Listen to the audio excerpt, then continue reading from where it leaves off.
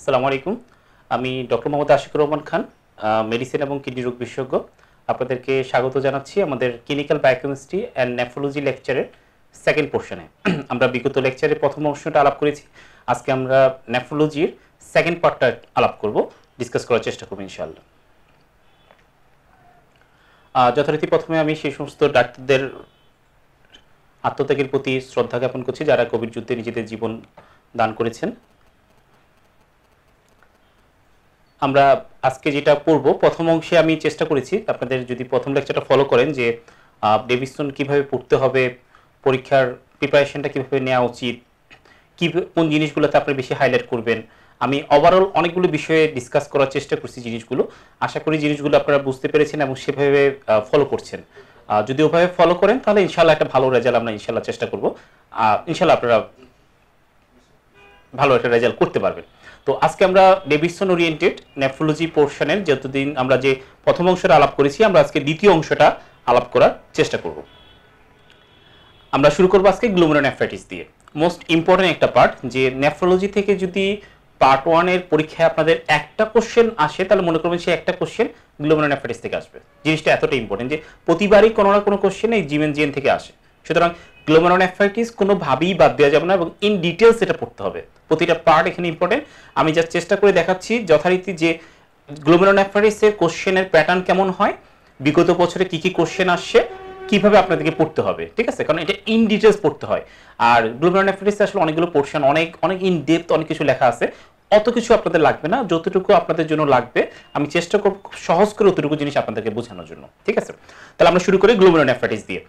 Glomerulonephritis আপনারা জানেন এটা সোজা কথা হচ্ছে ইনফ্লামেশন অফ দ্য গ্লোমেরুলাস। গ্লোমেরুলাসের বা গ্লোমেরুলাইয়ের ইনফ্লামেশন হচ্ছে গ্লোমেরোনেফ্রাইটিস। এটা ইউজুয়ালি বলা হচ্ছে ইনফ্লামেশন। খেয়াল করেন, this is usually an inflammation to the glomeruli except one. কোনটা? Minimum change disease. আমরা জানি জিএন এর ক্লাসিফিকেশন আমরা একটু পরে দেখব। তার মিনিমাম চেঞ্জ নেফ্রোপ্যাথি যেটা, সেটা কিন্তু নট অ্যাসোসিয়েটেড উইথ ইনফ্লামেশন।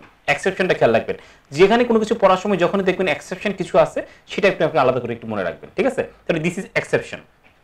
2 নম্বর হচ্ছে মোস্টলি গ্লোমেরোনেফ্রাইটিসটা ইনফ্লামেশন যেটা হয় সেটা হচ্ছে ইমিউন মিডিয়েটেড, ঠিক আছে? এটা হচ্ছে ইমিউন মিডিয়েটেড। ডিপোজিশন হয় কি এখানে? Antibody in many types of glomerulitis. Glomerulitis এখানে অ্যান্টিবডি ডিপোজিশন হয়। আমরা কোথায় ডিপোজিশন হয় কি হয় আমরা একটু ডিটেইলসে যাব একটু পর। এখানে আবার এক্সেপ্ট ওয়ান, সেটা কোনটা? Small vessel vasculitis. দেখেন, small vessel vasculitis no glomerular antibody deposition is observe. এই যে এটাকে বলা হয় পসি ইমিউন। তাহলে আপনাকে যদি বলে which one is pauci immune glomerulonephritis, আপনি ওখানে লিখবেন স্মল ভেসেল ভাস্কুলাইটিস। পসি মানে হচ্ছে কম, ইমিউন মানে ইমিউন ডিপোজিট। তাহলে পসি ইমিউন মানে হচ্ছে কমন ইমিউনোগ্লোবিন ডিপোজিট হচ্ছে, মানে অ্যান্টিবডি ডিপোজিশন এখানে কম অথবা নাই। সেটা হচ্ছে উদাহরণ হচ্ছে কোথায়? Small vessel vasculitis. Non inflammatory কোনটা? Minimum change nephropathy. তাহলে এক্সেপশনটাই খেয়াল রাখেন, ঠিক আছে? বাকিগুলো দরকার নেই। এখন আসেন ক্লাসিফিকেশন। গ্লোমেরোনেফ্রাইটিসকে আমরা দুই ভাগে ভাগ করি, একটা হচ্ছে অ্যাকিউট নেফ্রাইটিস আর একটা হচ্ছে নেফ্রোটিক সিনড্রোম। মানে সোজা কথা nephritic syndrome and nephrotic syndrome, এই দুটো জিনিস দিয়ে আমরা ভাগ করে থাকি। Histological classification on the basis of light microscopy, immunohistochemistry and electron microscopy, এইটার উপর ডিপেন্ড করে আমরা দুই ভাগে ভাগ করি। আসছে পলিফারেটিভ জিএন, নন পলিফারেটিভ জিএন। এটা ডিভিশন এভাবে দেয়া নেই, বক্সটা ডিভিশন উঠায় নেবেন আপনারা, ঠিক আছে? একটা হচ্ছে পলিফারেটিভ জিএন, একটা হচ্ছে নন পলিফারেটিভ জিএন। মানে এখানে গ্লোমেরুলাসের ভিতরে বিভিন্ন জায়গায় মেসেঞ্জিয়ামের প্রলিফারেশন হয়, মেসেঞ্জিয়ার প্রলিফারেশন থেকে এন্ডোথেলিয়ার বিভিন্ন জায়গায় প্রলিফারেশন হয়। যেটা পলিফারেটিভ জিএন সেটা কি কি? একটা হচ্ছে আইজিএ নেফ্রোপ্যাথি। দেখেন, IgA nephropathy, post infectious nephropathy বা post infectious GN, membrano proliferative GN, RPGN, rapidly progressive glomerulonephritis. This 4 is proliferative GN. তাহলে নন proliferative কোনটা? Minimum change disease, focal segmental glomerulosclerosis, membranous glomerulonephritis and thick basement membrane disease. This is non proliferative GN. তাহলে proliferative নন proliferative যদি আসে একদম clean কাট differentiate কিন্তু আলাদা। এটা Davidson এইভাবে দেয়া নেই, এটা ডেভিসন একটু উঠায় নেবেন আপনারা। দ্বিতীয়ত আমরা শুরু করব যে দুইটা প্রেজেন্টেশন বললাম, একটা নেফ্রোটিক একটা নেফ্রাইটিক। আমরা নেফ্রোটিক দিয়ে শুরু করি। নেফ্রোটিকের মেইন ফিচার কি? দেখেন, নেফ্রোটিকের মেইন ফিচার হচ্ছে প্রোটিনুরিয়া থাকবে মোর দেন 3.5 গ্রাম। ফার্স্ট কথা, হাইপোঅ্যালবুমিনুরিয়া থাকবে, যেহেতু প্রোটিনুরিয়া বেশি হচ্ছে হাইপোঅ্যালবুমিনুরিয়া চলে আসে। ইডিমিয়া থাকে, এখানে পেশেন্ট এনআরসারকে নিয়ে প্রেজেন্ট করে। হাইপারলিপিডিমিয়া থাকে এবং লিপিডুরিয়া থাকে। তাহলে this 5 feature is for nephrotic syndrome: proteinuria, massive proteinuria, hypoalbuminuria, oedema, hyperlipidemia and lipiduria. This is for nephrotic syndrome. Okay, এখন আসেন হাইপারলিপিডিমিয়া এখানে কেন হয় একটু জাস্ট বুঝে নেন। হাইপারলিপিডিমিয়া হচ্ছে কারণ কি ইনক্রিজ হেপাটিক লিপোপ্রোটিন সিনথেসিস।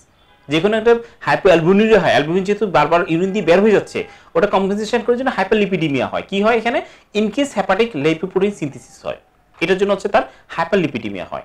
2 নম্বর এখানে একটা থ্রম্বোটিক টেন্ডেন্সি হয়, মানে এই নেফ্রোটিক সিনড্রোমের যে পেশেন্টগুলো থাকে তার থ্রম্বোসিস হওয়ার চান্স বেড়ে যায়, বিশেষ করে মেমব্রেনাস নেফ্রোপ্যাথিতে। আবারও বলছি, মেমব্রেনাস নেফ্রোপ্যাথিতে এই থ্রম্বোটিক কন্ডিশন হওয়ার চান্স অনেক বেড়ে যায়। খেয়াল রাখবেন পরীক্ষার জন্য যে thrombotic increase chance of thrombosis in membranous nephropathy. পরে আমরা আবার দেখব কি হয়।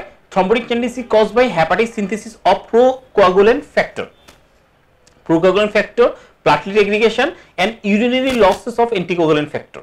এই তিনটা কারণে পেশেন্টের থ্রম্বোটিক চান্স অনেক বেড়ে যায়। কি কি? একটা হচ্ছে প্রোকোয়াগুলেন্ট ফ্যাক্টর সিনথেসিস বেড়ে যায়, প্লাটলেটগুলো এগ্রিগেশন হয়, আর 3 নম্বর হচ্ছে অ্যান্টিকোয়াগুলেশন কিছু ফ্যাক্টর ইউরিনের সাথে লস হয়ে যায়। এই তিনটা কারণে তার কোয়াগুলেশন হওয়ার চান্স বেড়ে যায় এবং থ্রম্বোটিক কন্ডিশন হওয়ার চান্স অনেক বেশি থাকে। মোস্ট ইম্পর্টেন্ট যেটা পরীক্ষা আসছে, পরীক্ষা আপনারা ভুল করেন, সেটা হচ্ছে দেখেন নেফ্রোটিক সিনড্রোমে আমরা যে একটু আগে বললাম ইমিউন ডিপোজিট হয়। ইমিউন ডিপোজিশনটা কোথায় হয়? ইমিউন ডিপোজিশনটা হয় এখানে দেখেন সাব এপিথেলিয়াল ইমিউন ডিপোজিট হয়। ঠিক আছে, তাহলে নেফ্রোটিক সিনড্রোমে ইমিউন ডিপোজিশন হবে কোথায়? Sub epithelial. এটা যদি এখন বুঝতে যান হিস্টোপ্যাথি, আমার মনে অত বুঝার দরকার নেই, আপনাকে আমি একটু সহজ করে দিচ্ছি। সেটা হচ্ছে নেফ্রোটিক সিনড্রোমে কি হয়? নেফ্রোটিক সিনড্রোমে দেখবেন আরবিসি রিলিজ হয়। নেফ্রোটিক সিনড্রোমে আরবিসি রিলিজ হয়, তাহলে আরবিসি রিলিজ হতে হলে আমার এন্ডোথেলিয়াম ইনজুরি হতে হবে, ভেসেলের এন্ডোথেলিয়াম, তাহলে সেখানে ডিপোজিশন কোথায় হবে? Sub endothelial. কিন্তু নেফ্রোটিক সিনড্রোমে দেখেন ফিচারে কোথাও কিন্তু আরবিসি নেই, ফলে ব্লাড ভেসেল ইনভলভ হচ্ছে না, তার মানে এন্ডোথেলিয়ালের সাথে কোনো সম্পর্ক নাই। মনে রাখার সুবিধার জন্য বলছি কিন্তু, তাহলে সেক্ষেত্রে দেখেন তাহলে এটা কি হবে? Sub epithelial. তাহলে দেখবেন আপনার ভুল হওয়ার কোনো সুযোগ নেই, এটা কিন্তু পরীক্ষা আসছে। তাহলে নেফ্রোটিক প্রেজেন্টেশন হচ্ছে সাব ইপিথেলিয়াল, আর নেফ্রোটিক সিনড্রোম হচ্ছে সাব এন্ডোথেলিয়াল, কারণ এখানে ব্লাড ভেসেল ইনভলভ হচ্ছে, সেজন্য এন্ডোথেলিয়াম। তাহলে জিনিসটা আমার মনে হয় যদি এভাবে পড়েন তাহলে সুবিধা হবে বুঝতে অনেক। দ্বিতীয় দেখেন ডেভিশনের জিনিসগুলো যে disease typically presented with nephrotic syndrome. কোন কোন সিনড্রোম নেফ্রোটিক প্রেজেন্টেশন নিয়ে আসে? একটা হচ্ছে মিনিমাম চেঞ্জ ডিজিজ, একটা হচ্ছে primary FSGS, membranous nephropathy, secondary FSGS, diabetic nephropathy, amyloidosis. ডেভিশনের যে জিনিসগুলো আছে সেগুলি, ঠিক আছে, একদম ক্লিন কাট, এখানে কিন্তু আর কোনো আপনার আলাদা করা কিছু নাই। This 5 condition presented with nephrotic syndrome. ঠিক আছে, অস্পিতে আসলে ভাইবাতে যদি আপনাদের কোশ্চেন আসে, আশা করি এখান থেকে যে কোনো একটা লিখতে পারবেন। ঠিক আছে, প্রাইমারি আর সেকেন্ডারি এফএসজিএস দুইটাই কিন্তু আছে এখানে। এরপর আসে nephrotic syndrome. Nephrotic syndrome clean cut presentation হয় কি? Haematuria, proteinuria, impaired renal function, আর oliguria and sign of salt and water retention. মানে পেশেন্ট হাইপারটেনশন নিয়ে আপনার কাছে আসতে পারে, ইডিমা নিয়ে আসতে পারে, ইম্পিয়ার রেনাল ফাংশন, মেইন হচ্ছে এখানে হেমাচুরিয়া নিয়ে পেশেন্ট করে, হেমাচুরিয়া রেনাল ইম্পেয়ারমেন্ট, হাইপারটেনশন, এটা হচ্ছে মেইন ক্লিনিক্যাল ফিচার। তাহলে এখানে দেখেন ডিপোজিশনটা কোথায় হচ্ছে? Sub endothelial immune deposit. কেন? কারণ এখানে হেমাচুরিয়া, হেমাচুরিয়ার জন্য কি লাগবে? ব্লাড ভেসেল ইনভলভ করতে হবে, ব্লাড ভেসেলে কি থাকে? এন্ডোথেলিয়াম থাকে, তাহলে ইমিউন ডিপোজিশনটা কোথায় হবে? Sub endothelial. মনে রাখতে কিন্তু সুবিধা হবে, পরীক্ষায় যেটা আসে এবং অনেকে এটা ভুল করে আসেন পরীক্ষায়। ঠিক আছে, শুধু এই শব্দটা খেয়াল রাখেন, haematuria, RBC, vessel, endothelium, subendothelial deposit, clean. এবার আসেন disease typically present with nephrotic syndrome. Nephrotic syndrome নিয়ে কি কি ডিজিজ প্রেজেন্ট করে?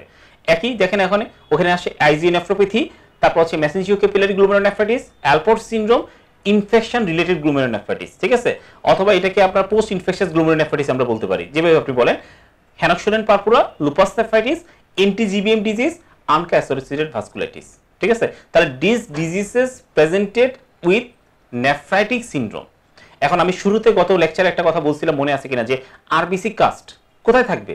তাহলে দেখেন আরবিসি কাস্ট কি নেফ্রোটিক সিনড্রোমে থাকবে না নেফ্রোটিক সিনড্রোমে থাকবে? ডেফিনেটলি, যেহেতু আরবিসি এখানে আছে আর আমরা পড়ে আসছিলাম RBC cast is a characteristic feature for nephritic syndrome, তাহলে আপনার আইজিএনএফ্রিতে আরবিসি কাস্ট থাকবে, এমপিজিএন, অ্যালপোর্ট, এই সবগুলো কন্ডিশনে কিন্তু আরবিসি এবং আরবিসি কাস্ট থাকতে পারে। তাহলে এখন যদি আপনাকে বলে RBC cast is a feature of lupus nephritis, true না ফলস? Definitely true. তাহলে আপনাকে বেসিকটা যদি আপনি জানেন তাহলে দেখেন এখানে আপনি 2 দিয়ে 4 মিলাতে পারবেন। ক্লিয়ার? এই জিনিসটা একটু খেয়াল রাখবেন। এবার আসেন গ্লোমেরুলোনেফ্রাইটিসের পুয়ার প্রগনোস্টিক ফ্যাক্টর, এটা ডেভিসনের বক্স।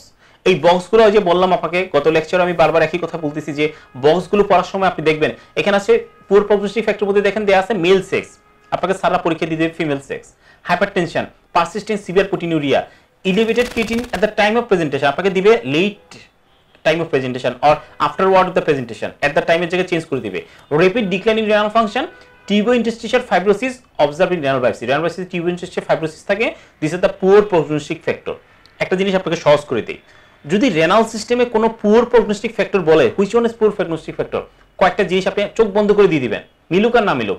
একটা হচ্ছে হাইপারটেনশন, দুইটা হচ্ছে increasing proteinuria, increasing haematuria, progressive renal impairment. এই চারটা আপনি যে কোনো জায়গায় ফিট করতে পারবেন। নেফ্রোলজির যে কোনো জায়গায় যদি আপনি নাও পারেন, মনে করেন আপনার কমন আসেন, আপনি পারলে তো ভালো, আপনার কমন আসেন একটা কোশ্চেন যে which one is the poor progressive factor for this nephrological condition, আপনি চোখ বন্ধ করে কয়েকটা দিয়ে আসবেন, progressive global progressive proteinuria, progressive haematuria, uncontrolled hypertension and progressive renal impairment, আপনার মোটামুটি দেখবেন মিলে যাবে। আর লাস্টে রেনাল বায়োপসিতে যদি ফাইব্রোসিস ডেভেলপ করে কোনো কারণে, ঠিক আছে, তাহলে এটা মোটামুটি আশা করি পারবেন। এইটা কিন্তু পরীক্ষা আসে। তারপর আসেন আমরা ইন্ডিভিজুয়ালি কয়েকটা গ্লোমেরুলোনেফ্রাইটিস নিয়ে একটু আলাপ করব। প্রতিটা জিএন পরীক্ষায়, প্রতিটা জিএন থেকে আবার মাঝে মাঝে কোশ্চেন আসে আলাদা।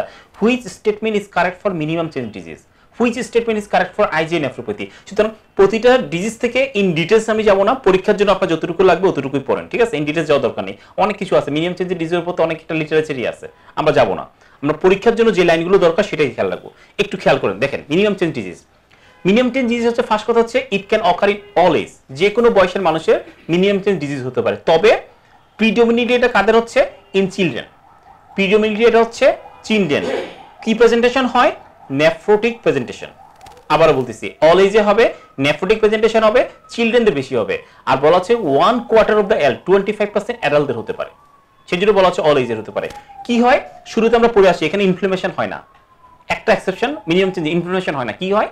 পোডোসাইট ইনজুরি হয়, ঠিক আছে। দেখেন এটাই লেখা আছে, reversible dysfunction of podocyte on light microscopy glomerular appears normal. Light microscopy দেখবে একদম নরমাল। পোডোসাইটটা আমরা কোথায় দেখি? ইলেকট্রন মাইক্রোস্কোপিতে আমরা করি। তাহলে আপনি একটা যদি সেন্টেন্স থাকে, light microscopy reveals normal finding in minimum change disease, true না false? Definitely true.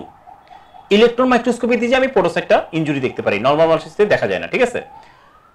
It রেমিডস with হাইড্রোস corticosteroid. আমরা বাচ্চাদেরকে দেখবেন নেফ্রোটিক সিনড্রোম নিয়ে আসে, নেফ্রোটিক সিনড্রোম বাচ্চাদের হলে আমরা চিন্তা করি মিনিমাম চেঞ্জ ডিজিজ, আমরা কি দিই? হাইড্রোস কর্টিকোস্টেরয়েড দিয়ে দিই, 1 to 2 milligram per KG body ওয়েটে দিই, এবং ওটাতে কিন্তু ম্যাক্সিমাম রেসপন্স করে যায়। যদি রেসপন্স না করে, আপনাদেরকে বায়োপসির ইন্ডিকেশন পড়াইছিলাম, মনে আছে কিনা গত লেকচারে, যে যদি বায়োপসিতে কোনো nephrotic syndrome in children not responding two treatment or atypical feature, যদি মিনিমাম চেঞ্জে কোনো ডিজিজ বাচ্চা যদি নেফ্রোটিক সিনড্রোম নিয়ে আসে, ট্রিটমেন্ট দিলাম, রেসপন্স করে নেই, তাহলে আমি বায়োপসি করব। Nephrotic syndrome minimum change disease suspect কোনো অ্যাডাল্ট, আমি বায়োপসি করব, ঠিক আছে। তাহলে ওটাই দেখেন যে glucocorticoid resistant in children wants a biopsy লাগতে পারে, ঠিক আছে। আর minimum change disease typically does not progress to CKD, এটা কিন্তু পরীক্ষা আসে, সিকিডি দিয়েও লিখে, ইএসআরডিও লিখে, যে এটা কি ইএসআরডিতে যাবে কিনা যদি ট্রিটমেন্ট না করি। না, এটা ইউজুয়ালি ইএসআরডিতে যায় না, do not progress to ESRD, ঠিক আছে। আমরা ট্রিটমেন্ট করলে এটা রেসপন্স করে যায়, সোজা কথা, ট্রিটমেন্ট করলে এটা রেসপন্স করবে, যিনি ইএসআরডিতে এটা প্রগ্রেস করে না। তারপর একটা কোশ্চেন আসি, অ্যাসোসিয়েশন, এই জিএন গুলোর সাথে কার কার অ্যাসোসিয়েশন আছে সেটাতে কিন্তু একটা কোশ্চেন প্রায় আসে। আমি আবার একটু ডিভিশনের বক্সটা আপনাদেরকে দেখাবো। তাহলে মিনিমাম চেঞ্জ ডিজিজের অ্যাসোসিয়েশন কি কি সাথে আছে? অ্যাটোপি, ড্রাগসের মধ্যে অ্যানেসাইড, হেমাটোলজিক্যাল ম্যালিগনেন্সি। তাহলে হেমাটোলজি আপনাকে পরীক্ষা কি দিবে? Which one is associated with minimum change disease, আপনাকে একটা অ্যাটোপি শব্দ দিয়ে দিবে, অ্যাটোপির জায়গায় আপনাকে অন্য আপনার অ্যাজমা, হে ফিভার এগুলো দিয়ে দিতে পারে, অ্যাটোপিক লাইক কোনো ডিজিজ দিয়ে দিতে পারে, ড্রাগসের মধ্যে অ্যানেসাইড দিবে, হেমাটোলজিক্যাল ম্যালিগনেন্সির মধ্যে আপনার লিউকেমিয়া, লিম্ফোমা যে কোনো একটা দিয়ে দিতে পারে আপনাদেরকে, ঠিক আছে। তাহলে সরাসরি হেমাটোলজিক্যাল ম্যালিগনেন্সির টার্মটা কিন্তু পরীক্ষা থাকবে না, হেমাটোলজিক্যাল ম্যালিগনেন্সির যে কোনো একটা টার্ম আপনাকে পরীক্ষা দিয়ে দিবে। তাহলে আপনাকে এইভাবে একটু মনে রাখতে হবে কোনটা কি জিনিস। এরপর আসেন মেমব্রেনাস নেফ্রোপ্যাথি। মেমব্রেনাস নেফ্রোপ্যাথিতে আমরা বলছি যে এটা হচ্ছে কি নেফ্রোটিক প্রেজেন্টেশন। নেফ্রোটিক প্রেজেন্টেশন কাদের বেশি হয়? মিনিমাম চেঞ্জের ক্ষেত্রে বলছি বাচ্চাদের বেশি হয়, আর মেমব্রেনাস হচ্ছে অ্যাডাল্টদের হয় বেশি, ক্লিয়ার? এটা হচ্ছে অ্যাডাল্টদের বেশি হয়। কেন হয়? এটা হচ্ছে অ্যান্টিবডি ডিপোজিশন হয় এখানে।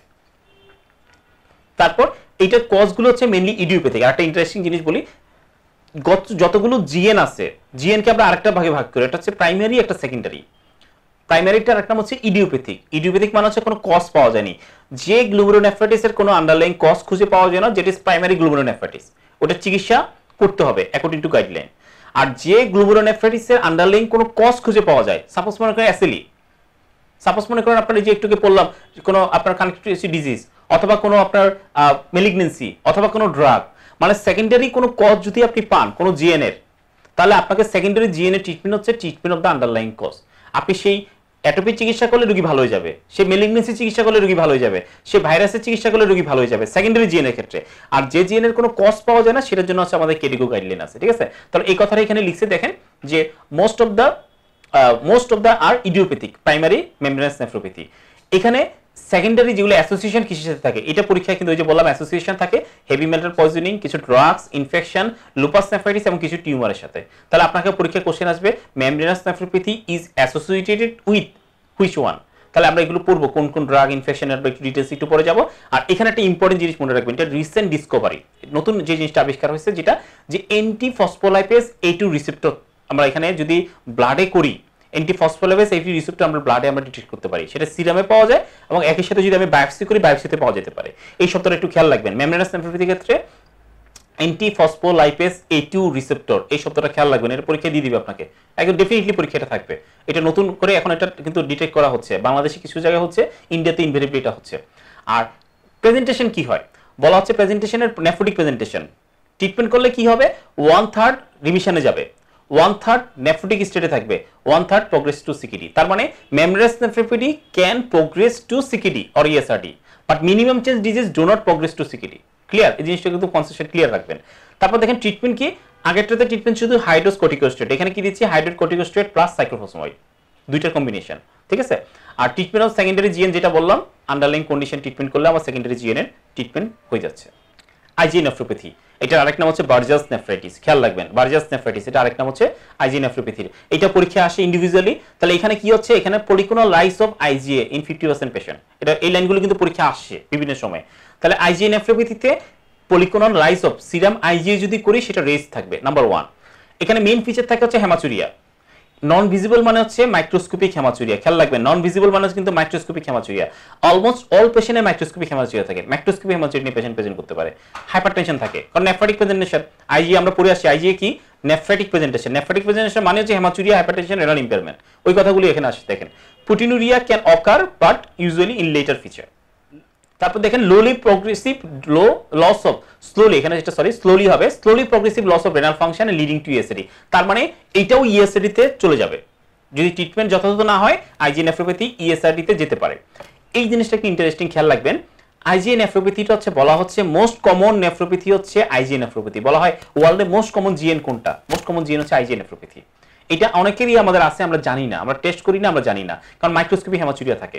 সেজন্য বলা হচ্ছে যে self limiting exacerbation often with visible haematuria with minor respiratory infection. মনে করেন যে একটা পেশেন্ট, তার একটা রেসপিরেটরি ইনফেকশন হলো, রেসপিরেটরি ইনফেকশনের পর দেখা গেল তার হেমাচুরিয়া, ইউরিন টেস্ট করলে নিউরো দেখলাম হেমাচুরিয়া হচ্ছে, তখন আপনার মাথায় একটা সাসপেক্ট থাকতে পারে যে হ্যাঁ রেসপিরেটরি যে কোনো ইনফেকশনের পর যদি হেমাচুরিয়া ডেভেলপ করে যে তার আইজি নেফ্রোপ্যাথি আছে কিনা আমাকে একটু টেস্ট করতে হবে।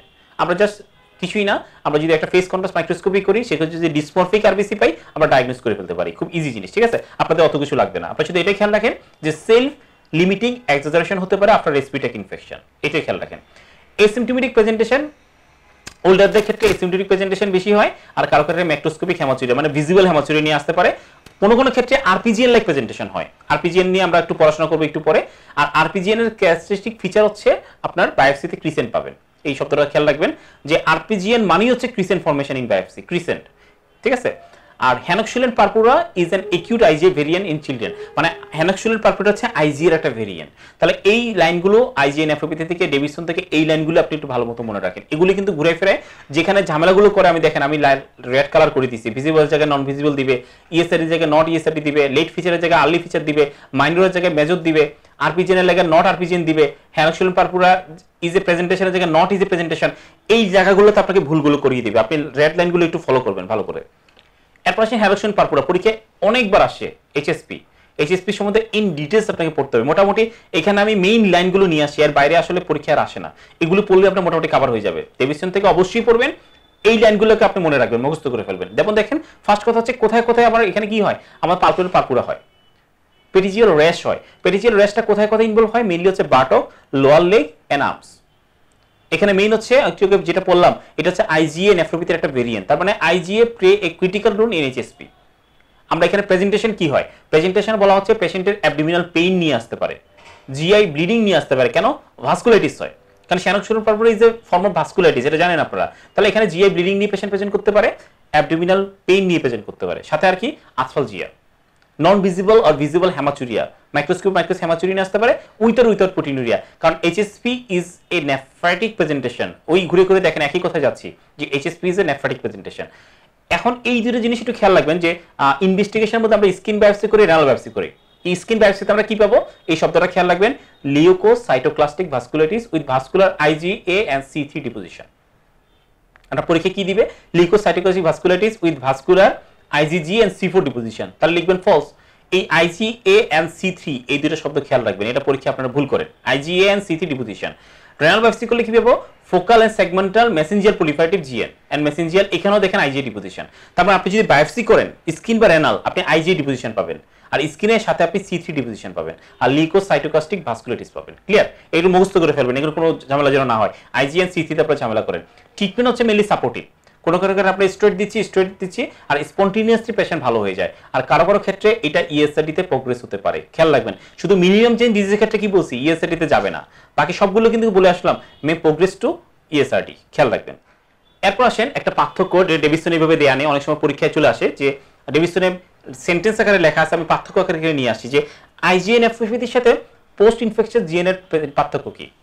দুইটাই খেয়াল করে দেখেন, IgA নেফ্রোপ্যাথি এবং পোস্ট ইনফেকশাস GN দুইটাই কিন্তু নেফ্রাইটিক প্রেজেন্টেশন, সিমিলার। তো আমি ডিফারেন্স করব কিভাবে, এটা দেখেন যে IgA নেফ্রোপ্যাথির ক্ষেত্রে যে কোনো একটা ইনফেকশন হওয়ার পরে, রেসপিরেটরি ইনফেকশন হোক অন্য যে কোনো ইনফেকশনের পরে শর্ট ইনকিউবেশন পিরিয়ড, মানে within a few days or less তার IgA নেফ্রোপ্যাথি হয়ে যায়। একটা রেসপিরেটরি ইনফেকশন তার 3 থেকে 5 দিনের মধ্যে তার IgA নেফ্রোপ্যাথি হয়ে যাচ্ছে। আর পোস্ট ইনফেকশনের ক্ষেত্রে আপনারা জানেন যে যদি সোর থ্রোট থেকে হয় 10 days to 14 days, আর যদি স্কিন থেকে হয় তাহলে বলা হচ্ছে 4 সপ্তাহ পর্যন্ত লাগে। তাহলে মোর ডিউরেশনটা হচ্ছে মোর হচ্ছে, এটা একটা। 2 নম্বর হচ্ছে দেখেন IgA নেফ্রোপ্যাথিতে রিকারেন্ট হেমাচুরিয়া থাকে, আর পোস্ট ইনফেকশনে রিকারেন্ট থাকে না। এখানে mild to moderate RPGN like presentation হতে পারে, একেই নিয়ে আসতে পারে, হেমাচুরি নিয়ে আসতে পারে, হাইপারটেনশন, কিন্তু রিকারেন্ট হেমাচুরিয়া এখানে থাকে না। IgA নেফ্রোপ্যাথিতে C3 C4 যদি করে নরমাল পাবেন। আর পোস্ট ইনফেকশনে আপনি জানেন যে কমপ্লিমেন্ট লেভেল কমে যায় কোন কোন GN, আমরা একটু উপর পড়বো, তার একটা হচ্ছে পোস্ট ইনফেকশন GN, তারপরে এখানে C3 C4 করলে ডিক্রিজ পাবেন।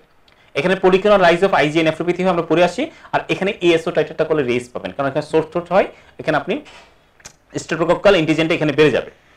এখানে হচ্ছে ফ্লেয়ার হয়, আপনার respiratory infection, liver disease, coeliac disease, এগুলো দ্বারা হচ্ছে ফ্লেয়ার হয় IgA নেফ্রোপ্যাথি, কিন্তু পোস্ট ইনফেকশন আসলে এই ধরনের কোনো কিছু নাই। তাহলে এখানে পার্থক্য আকারে আমি নিয়ে আসছি, এটা ডেভিসনে লাগিয়ে নেবেন।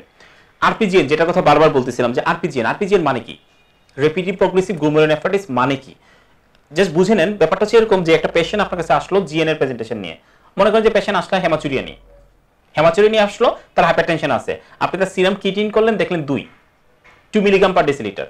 আপনি একদিন পর ক্রিয়েটিনিন করলে দেখেন 4 হয়ে গেছে, তারপরের দিন করলেন দেখবেন 10 হয়ে গেছে, তারপরের দিন করলে 14 হয়ে গেছে, মানে ডাবলিং অফ সিরাম ক্রিয়েটিনিন। দেখেন এই কথাটাই লেখা আছে, RPGN is characteristic by rapid loss of renal function over days to week, associated with hypertension and oedema নাও থাকতে পারে, হেমাচুরিয়া থাকে, নন ভিজিবল হেমাচুরিয়া সবসময় মোটামুটি পাওয়া যায়।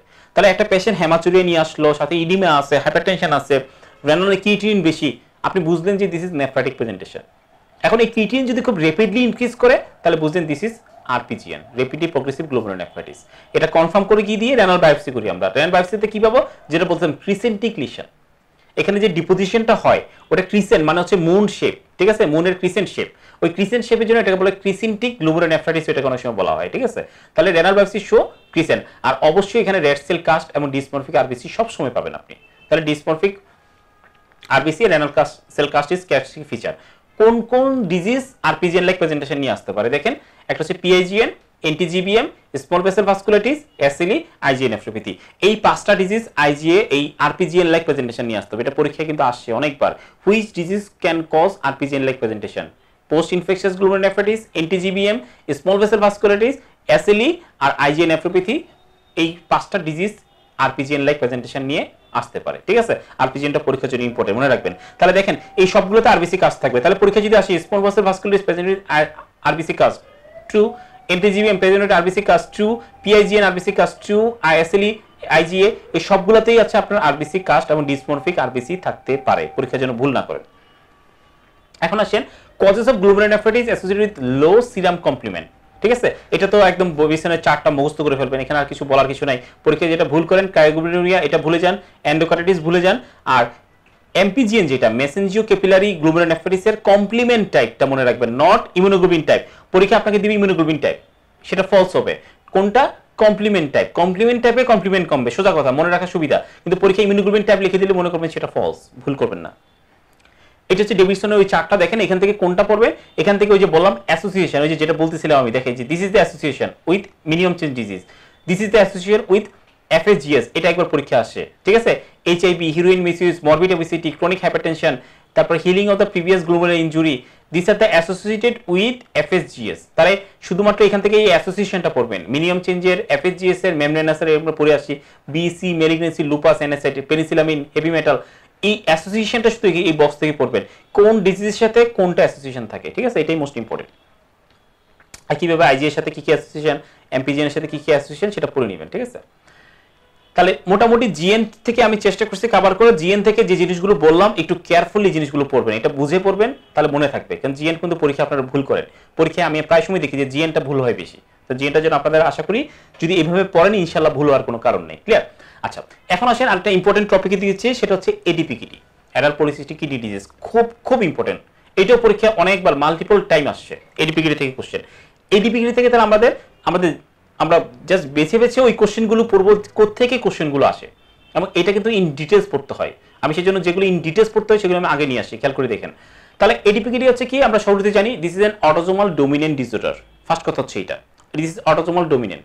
এটার টাইপ হচ্ছে কি, দুইটা এখানে মিউটেশন হয়, একটা হচ্ছে PKD1 জিন এন্ড PKD2 জিন, এই দুইটা জিনে মিউটেশন হয়।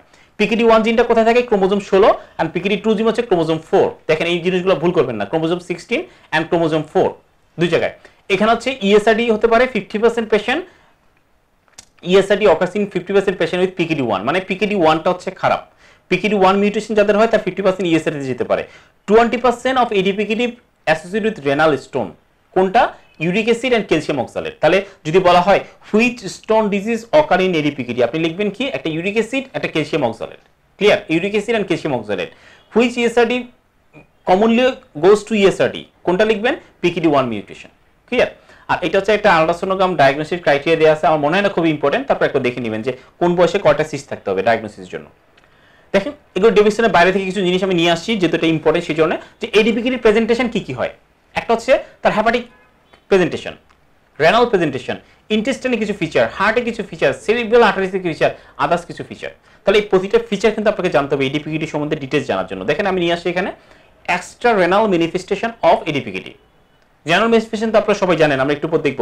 এক্সট্রা রেনালটা কি কি, এক্সট্রা রেনাল দেখেন এক্সট্রা রেনাল সিস্ট হয়, তাহলে আপনার পরীক্ষা থাকবে যে কোন কোন জায়গায় ADPKD সিস্ট পেতে পারেন। দেখেন হেপাটিক সিস্ট 30% থাকতে পারে, splenic cyst, pancreatic cyst, mesenteric cyst, seminar vesicle, এই সবগুলোতে আপনার সিস্ট থাকতে পারে। কিন্তু ডেভিডসনের কিন্তু সবগুলো জিনিস নেই, মেসেন্টেরিক, স্প্লেনিক ভেসিকল খেয়াল রাখবেন। হার্নিয়া নিয়ে পেশেন্ট প্রেজেন্ট করতে পারে, কোথায়, আম্বিলিকাল, ইনগুইনাল, ডায়াফ্রামেটিক, এই হার্নিয়া নিয়ে আসতে পারে। ইন্টারক্রেনিয়াল এনিউরিজম নিয়ে আসে, কোথায়, ভেরি এনিউরিজম, কত পার্সেন্টের ক্ষেত্রে, 5% এর ক্ষেত্রে। আদার ভাস্কুলার ম্যালফরমেশন নিয়ে আসতে পারে। কার্ডিয়াকের ক্ষেত্রে আপনারা জানেন মাইট্রাল ভালভ কোলাপস নিয়ে আসে, mitral regurgitation, aortic regurgitation, not regurgitation, খেয়াল রাখবেন, স্টেনোসিস না কিন্তু রিগার্জিটেশন, খেয়াল রাখবেন।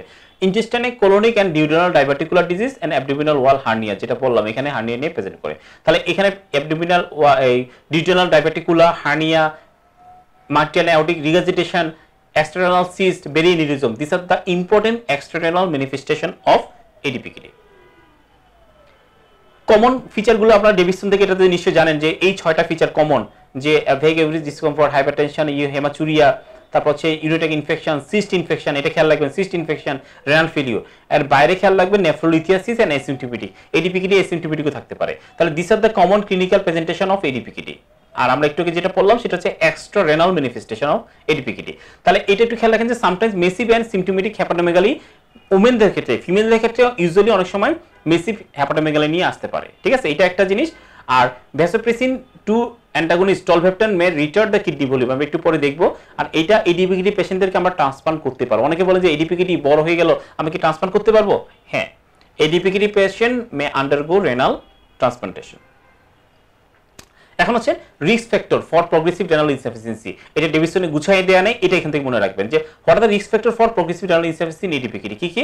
একটা হচ্ছে PKD1 খারাপ প্রগনোসিস, মেন খারাপ প্রগনোসিস, আফ্রো আমেরিকান, হাইপারটেনশন থাকলে, লার্জ রেনাল সিস্ট থাকলে, আর্লি অনসেট অফ হাইপারটেনশন। আমার কালার চেঞ্জগুলো খেয়াল করবেন, কালার চেঞ্জগুলো পরীক্ষা আপনাদেরকে চেঞ্জ করে দিবে। Proteinuria and hypercholesterolaemia, this are the risk factor for renal progression in ADPKD, ঠিক আছে, মুখস্থ, এগুলোর ব্যাপারে কোনো ছাড় নেই। এখন আসেন যে রেনাল আর্টারি স্টেনোসিস এডিপিকেটি ক্ষেত্রে যেটা বলতেছিলাম যে লাস্ট যেটা যে কিছু নোবেল থেরাপি আসছে, নোবেল থেরাপির মধ্যে একটু আমরা যেটা ডেভিশনে যেটা আছে আপনারা ওইটাই পড়েন যে অ্যামটোর ইনহিবিটর, সিরিলুমাস, ইভারলুমাস এই ড্রাগগুলো দিলে বলা হচ্ছে যে কিডনি ভলিউম যেটা এনলার্জ হয় সেই প্রোগ্রেশনটাকে হল করতে পারে, স্লো করতে পারে, ঠিক আছে, কিউর করা যাবে না, স্লো করতে পারে। রেনাল আর্টারি স্টেনোসিস ইম্পর্টেন্ট টপিকসগুলো আবার বললাম শুরুতে আমি ডিসকাশন করে নিচ্ছি। রেনাল আর্টারি স্টেনোসিস থেকে পরীক্ষায় অনেকবার কোশ্চেন আসে, অনেকবার রেনাল আর্টারি স্টেনোসিস থেকে। এটাও আমার মনে হয় ইন ডিটেইলস একটু জানা দরকার আপনাদের। বেসিক জিনিসগুলো একটু খেয়াল করেন, যে বেসিকটা খেয়াল জানলে আপনাদের মোটামুটি ক্লিয়ার হয়ে যাবে। কি হচ্ছে রেনাল স্টেনোসিসে কি হয়? Most common cause of secondary hypertension. এটা হচ্ছে most common cause secondary hypertension বা it is a form of renovascular hypertension. It is a important cause of renovascular hypertension. এভাবে মনে রাখেন। এখানে হচ্ছেটা কি, এখানে রেনাল আর্টারি যেটা সেটা স্টেনোসিস হয়ে যাচ্ছে। রেনাল আর্টারি স্টেনোসিস হলে কি হবে? রেনিন এনজিওটেনসিন সিস্টেমটা অ্যাক্টিভেশন হবে ফরে ইনক্রিজ সার্কুলেটিং এনজিওটেনসিন 2। এনজিওটেনসিন 2 করবে, হাইপারটেনশন করবে। কিভাবে? ভ্যাসোকনস্ট্রিকশনের মাধ্যমে। এক প্যাথোলজি আপনি জেনে নিলেন। কিভাবে হয়? চারটা কজ মনে রাখবেন। আমরা দুইটা কজ মনে রাখি, বাকি দুইটা ভুলে যাই। ডেভিশনে চারটা কজ দেয়া আছে। একটা হচ্ছে অ্যাথেরোস্ক্লেরোসিস, এটা হচ্ছে ফাইব্রোমাসকুলার ডিসপ্লাসিয়া যেটা ইয়াং পেশেন্টদের হয়, ভাস্কুলাইটিসের মধ্যে Takayasu arteritis and polyarteritis nodosa and thromboembolism অথবা aneurysm of renal artery. This four are the causes of renal artery stenosis. আমরা প্রথম দুইটা জানি, অনেকে পরের দুইটা মনে রাখি না। এই চারটা কজে ডেভিশনে আছে, মনে রাখতে হবে, ঠিক আছে? কি হয় এখানে দেখেন, অ্যাথেরোস্ক্লেরোসিসের যে লিশনটা হয় সেটা হচ্ছে অস্টিয়াল। দেখেন আমি জাস্ট আলাদা করে দিলাম, এতটুকুই মনে রাখেন, আর বেশি পরীক্ষা লাগবে না। অ্যাথেরোস্ক্লেরোটিক যে কজ, সেখানে যে লিশনটা হয়, স্টেনোসিসটা হয়, সেটা হচ্ছে অস্টিয়াল। আর ফাইব্রোমাসকুলার যে লিশনটা সেটা হয় দেখেন মিডিয়াল ফাইব্রোপ্লাসিয়া। এটা হচ্ছে মিডিয়াতে হয়, ঠিক আছে? এবং এটাতে রেয়ারলি লিস্ট টোটাল, এটা টোটাল অক্লুশন না হতে পারে, কিন্তু অ্যাথেরোস্ক্লেরোসিসে টোটাল অক্লুশন হয়ে যেতে পারে, ঠিক আছে? তাহলে অ্যাথেরোস্ক্লেরোটিকে হচ্ছে অস্টিয়াল লিশন, ফাইব্রোমাসকুলার হচ্ছে মিডিয়াল ফাইব্রোপ্লাসিয়া, ঠিক আছে? তারপর আসেন what are the typical presentation. এটা মোটামুটি আপনারা জানেন, কিন্তু পরীক্ষা কিন্তু তারপর জানি না কেন ভুল করেন। যে হাইপারটেনশনটা হবে severe, difficult to control. Kidney size হবে এসিমেট্রিক্যাল, অনেক সময় মনে করেন যে লার্জ না, কিন্তু এসিমেট্রিক্যাল। ফ্লাশ পালমোনারি এডিমা থাকবে। ফ্লাশ মানে হচ্ছে, এবং এটা ইউজুয়ালি বাইলেটারাল। দেখেন এই বাইলেটারাল শব্দটা মনে রাখবেন, বাইলেটারাল ডিজিজে। বাইলেটারাল মানে হচ্ছে bilateral renal artery stenosis. Renal artery stenosis কি ইউনিলেটারাল হতে পারে, বাইলেটারাল হতে পারে।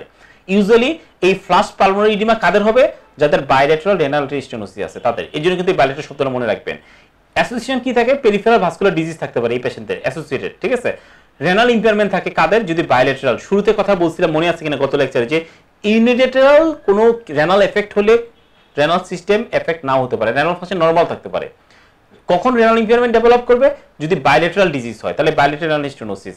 আর এটা একটা ইম্পর্টেন্ট জিনিস যে এসি ইনহিবিটর অথবা এআরবি যদি এই পেশেন্টদেরকে দেয়া হয়, তার রেনাল ফাংশন ডিটেরিয়েট করবে, একদম পরিষ্কার। তাহলে ACE inhibitor or ARB may cause deterioration of renal function in case of renal artery stenosis. তাহলে এই শব্দ জিনিসগুলো লেফট হ্যান্ড মার্কগুলো একটু সতর্কতার সাথে পড়বে, পরীক্ষা এগুলোই আসে। এরপর আসেন আমরা ইনভেস্টিগেশন কি করি। ইনভেস্টিগেশন এখানে বলা হচ্ছে যে সিটি এনজিওগ্রাফি অথবা MR angiography. This is the definite for the definite diagnosis. আর আলাদা কি করতে পারি আমরা? যদি ল্যাব টেস্ট করি, তার প্লাজমা রেনিন বেশি পাবো, হাইপোক্যালিমিয়া থাকতে পারে যেহেতু হাইপারঅ্যালডোস্টেরনিজম, ঠিক আছে? তাহলে এই শব্দ ইনভেস্টিগেশন করলে কি পাবো? রেনিন ইনক্রিজ পাবো, হাইপোক্যালিমিয়া পেতে পারি, হাইপারঅ্যালডোস্টেরনিজম পেতে পারি। সিটি এনজিওগ্রাফি বা এমআর এনজিওগ্রাফির মাধ্যমে আমরা ডেফিনিট ডায়াগনোসিস করে থাকি।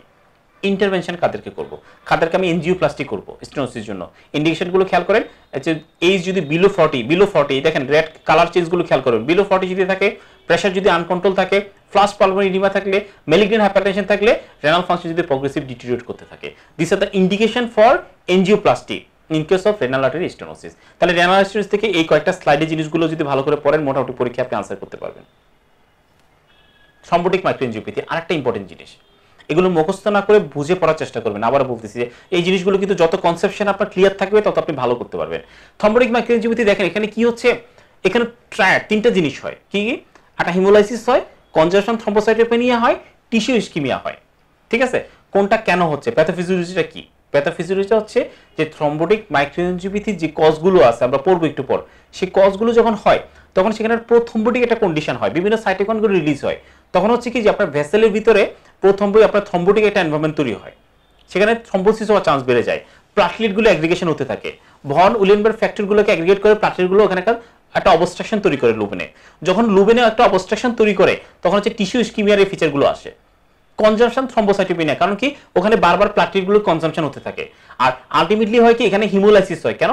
ব্লাড এই অক্লুড ভালভ ব্লাড ভেসেলের ভিতর দিয়ে যখন আরবিসি পাস করতে যাবে, যেহেতু ন্যারো, তখন আরবিসি গুলো ওখানে ফ্র্যাগমেন্টেড হয়ে যায়, হিমোলাইসিস হয়ে যায়, এবং সেখানে জন্য সিস্টোসাইট পাওয়া যায়, বলা হয় সিস্টোসাইট পাওয়া যায়। তাহলে এই প্যাথোফিজিওলজিটা খেয়াল রাখবেন। কি হচ্ছে থ্রম্বোটিক মাইক্রোএনজিওপ্যাথিতে আপনার প্রোথ্রম্বোটিক একটা কন্ডিশন তৈরি হচ্ছে, প্লাটিলেটগুলো এগ্রিগেট হচ্ছে, ভন নিউরন ফ্যাক্টরগুলোর মাধ্যমে প্লাটিলেটগুলো এখানে কনজাম্পশন হচ্ছে, ভেসেলটা ওক্লুড হয়ে যাচ্ছে, ওক্লুশনের ভিতর দিয়ে আরবিসি পাস করতে গিয়ে সেই আরবিসি গুলো ফ্র্যাগমেন্টেড হয়ে যাচ্ছে, এই জন্য এখানে হিমোলাইসিস এবং ফ্র্যাগমেন্টেড আরবিসি পাওয়া যায়। ক্লিয়ার? এই জিনিসগুলো খেয়াল রাখবেন। তাহলে এটা হচ্ছে দুইটা প্যাটার্ন, একটা হচ্ছে বলা হচ্ছে টিএমএ, দুইটা ভাগে, একটা হচ্ছে টিটিপি, একটা হাস, থ্রম্বোটিক থ্রম্বোসাইটোপেনিক পারপুরা, একটা হচ্ছে হিমোলাইটিক ইউরিমিক সিনড্রোম। এই দুটো হচ্ছে মেইন থ্রম্বোটিক মাইক্রোএনজিওপ্যাথি।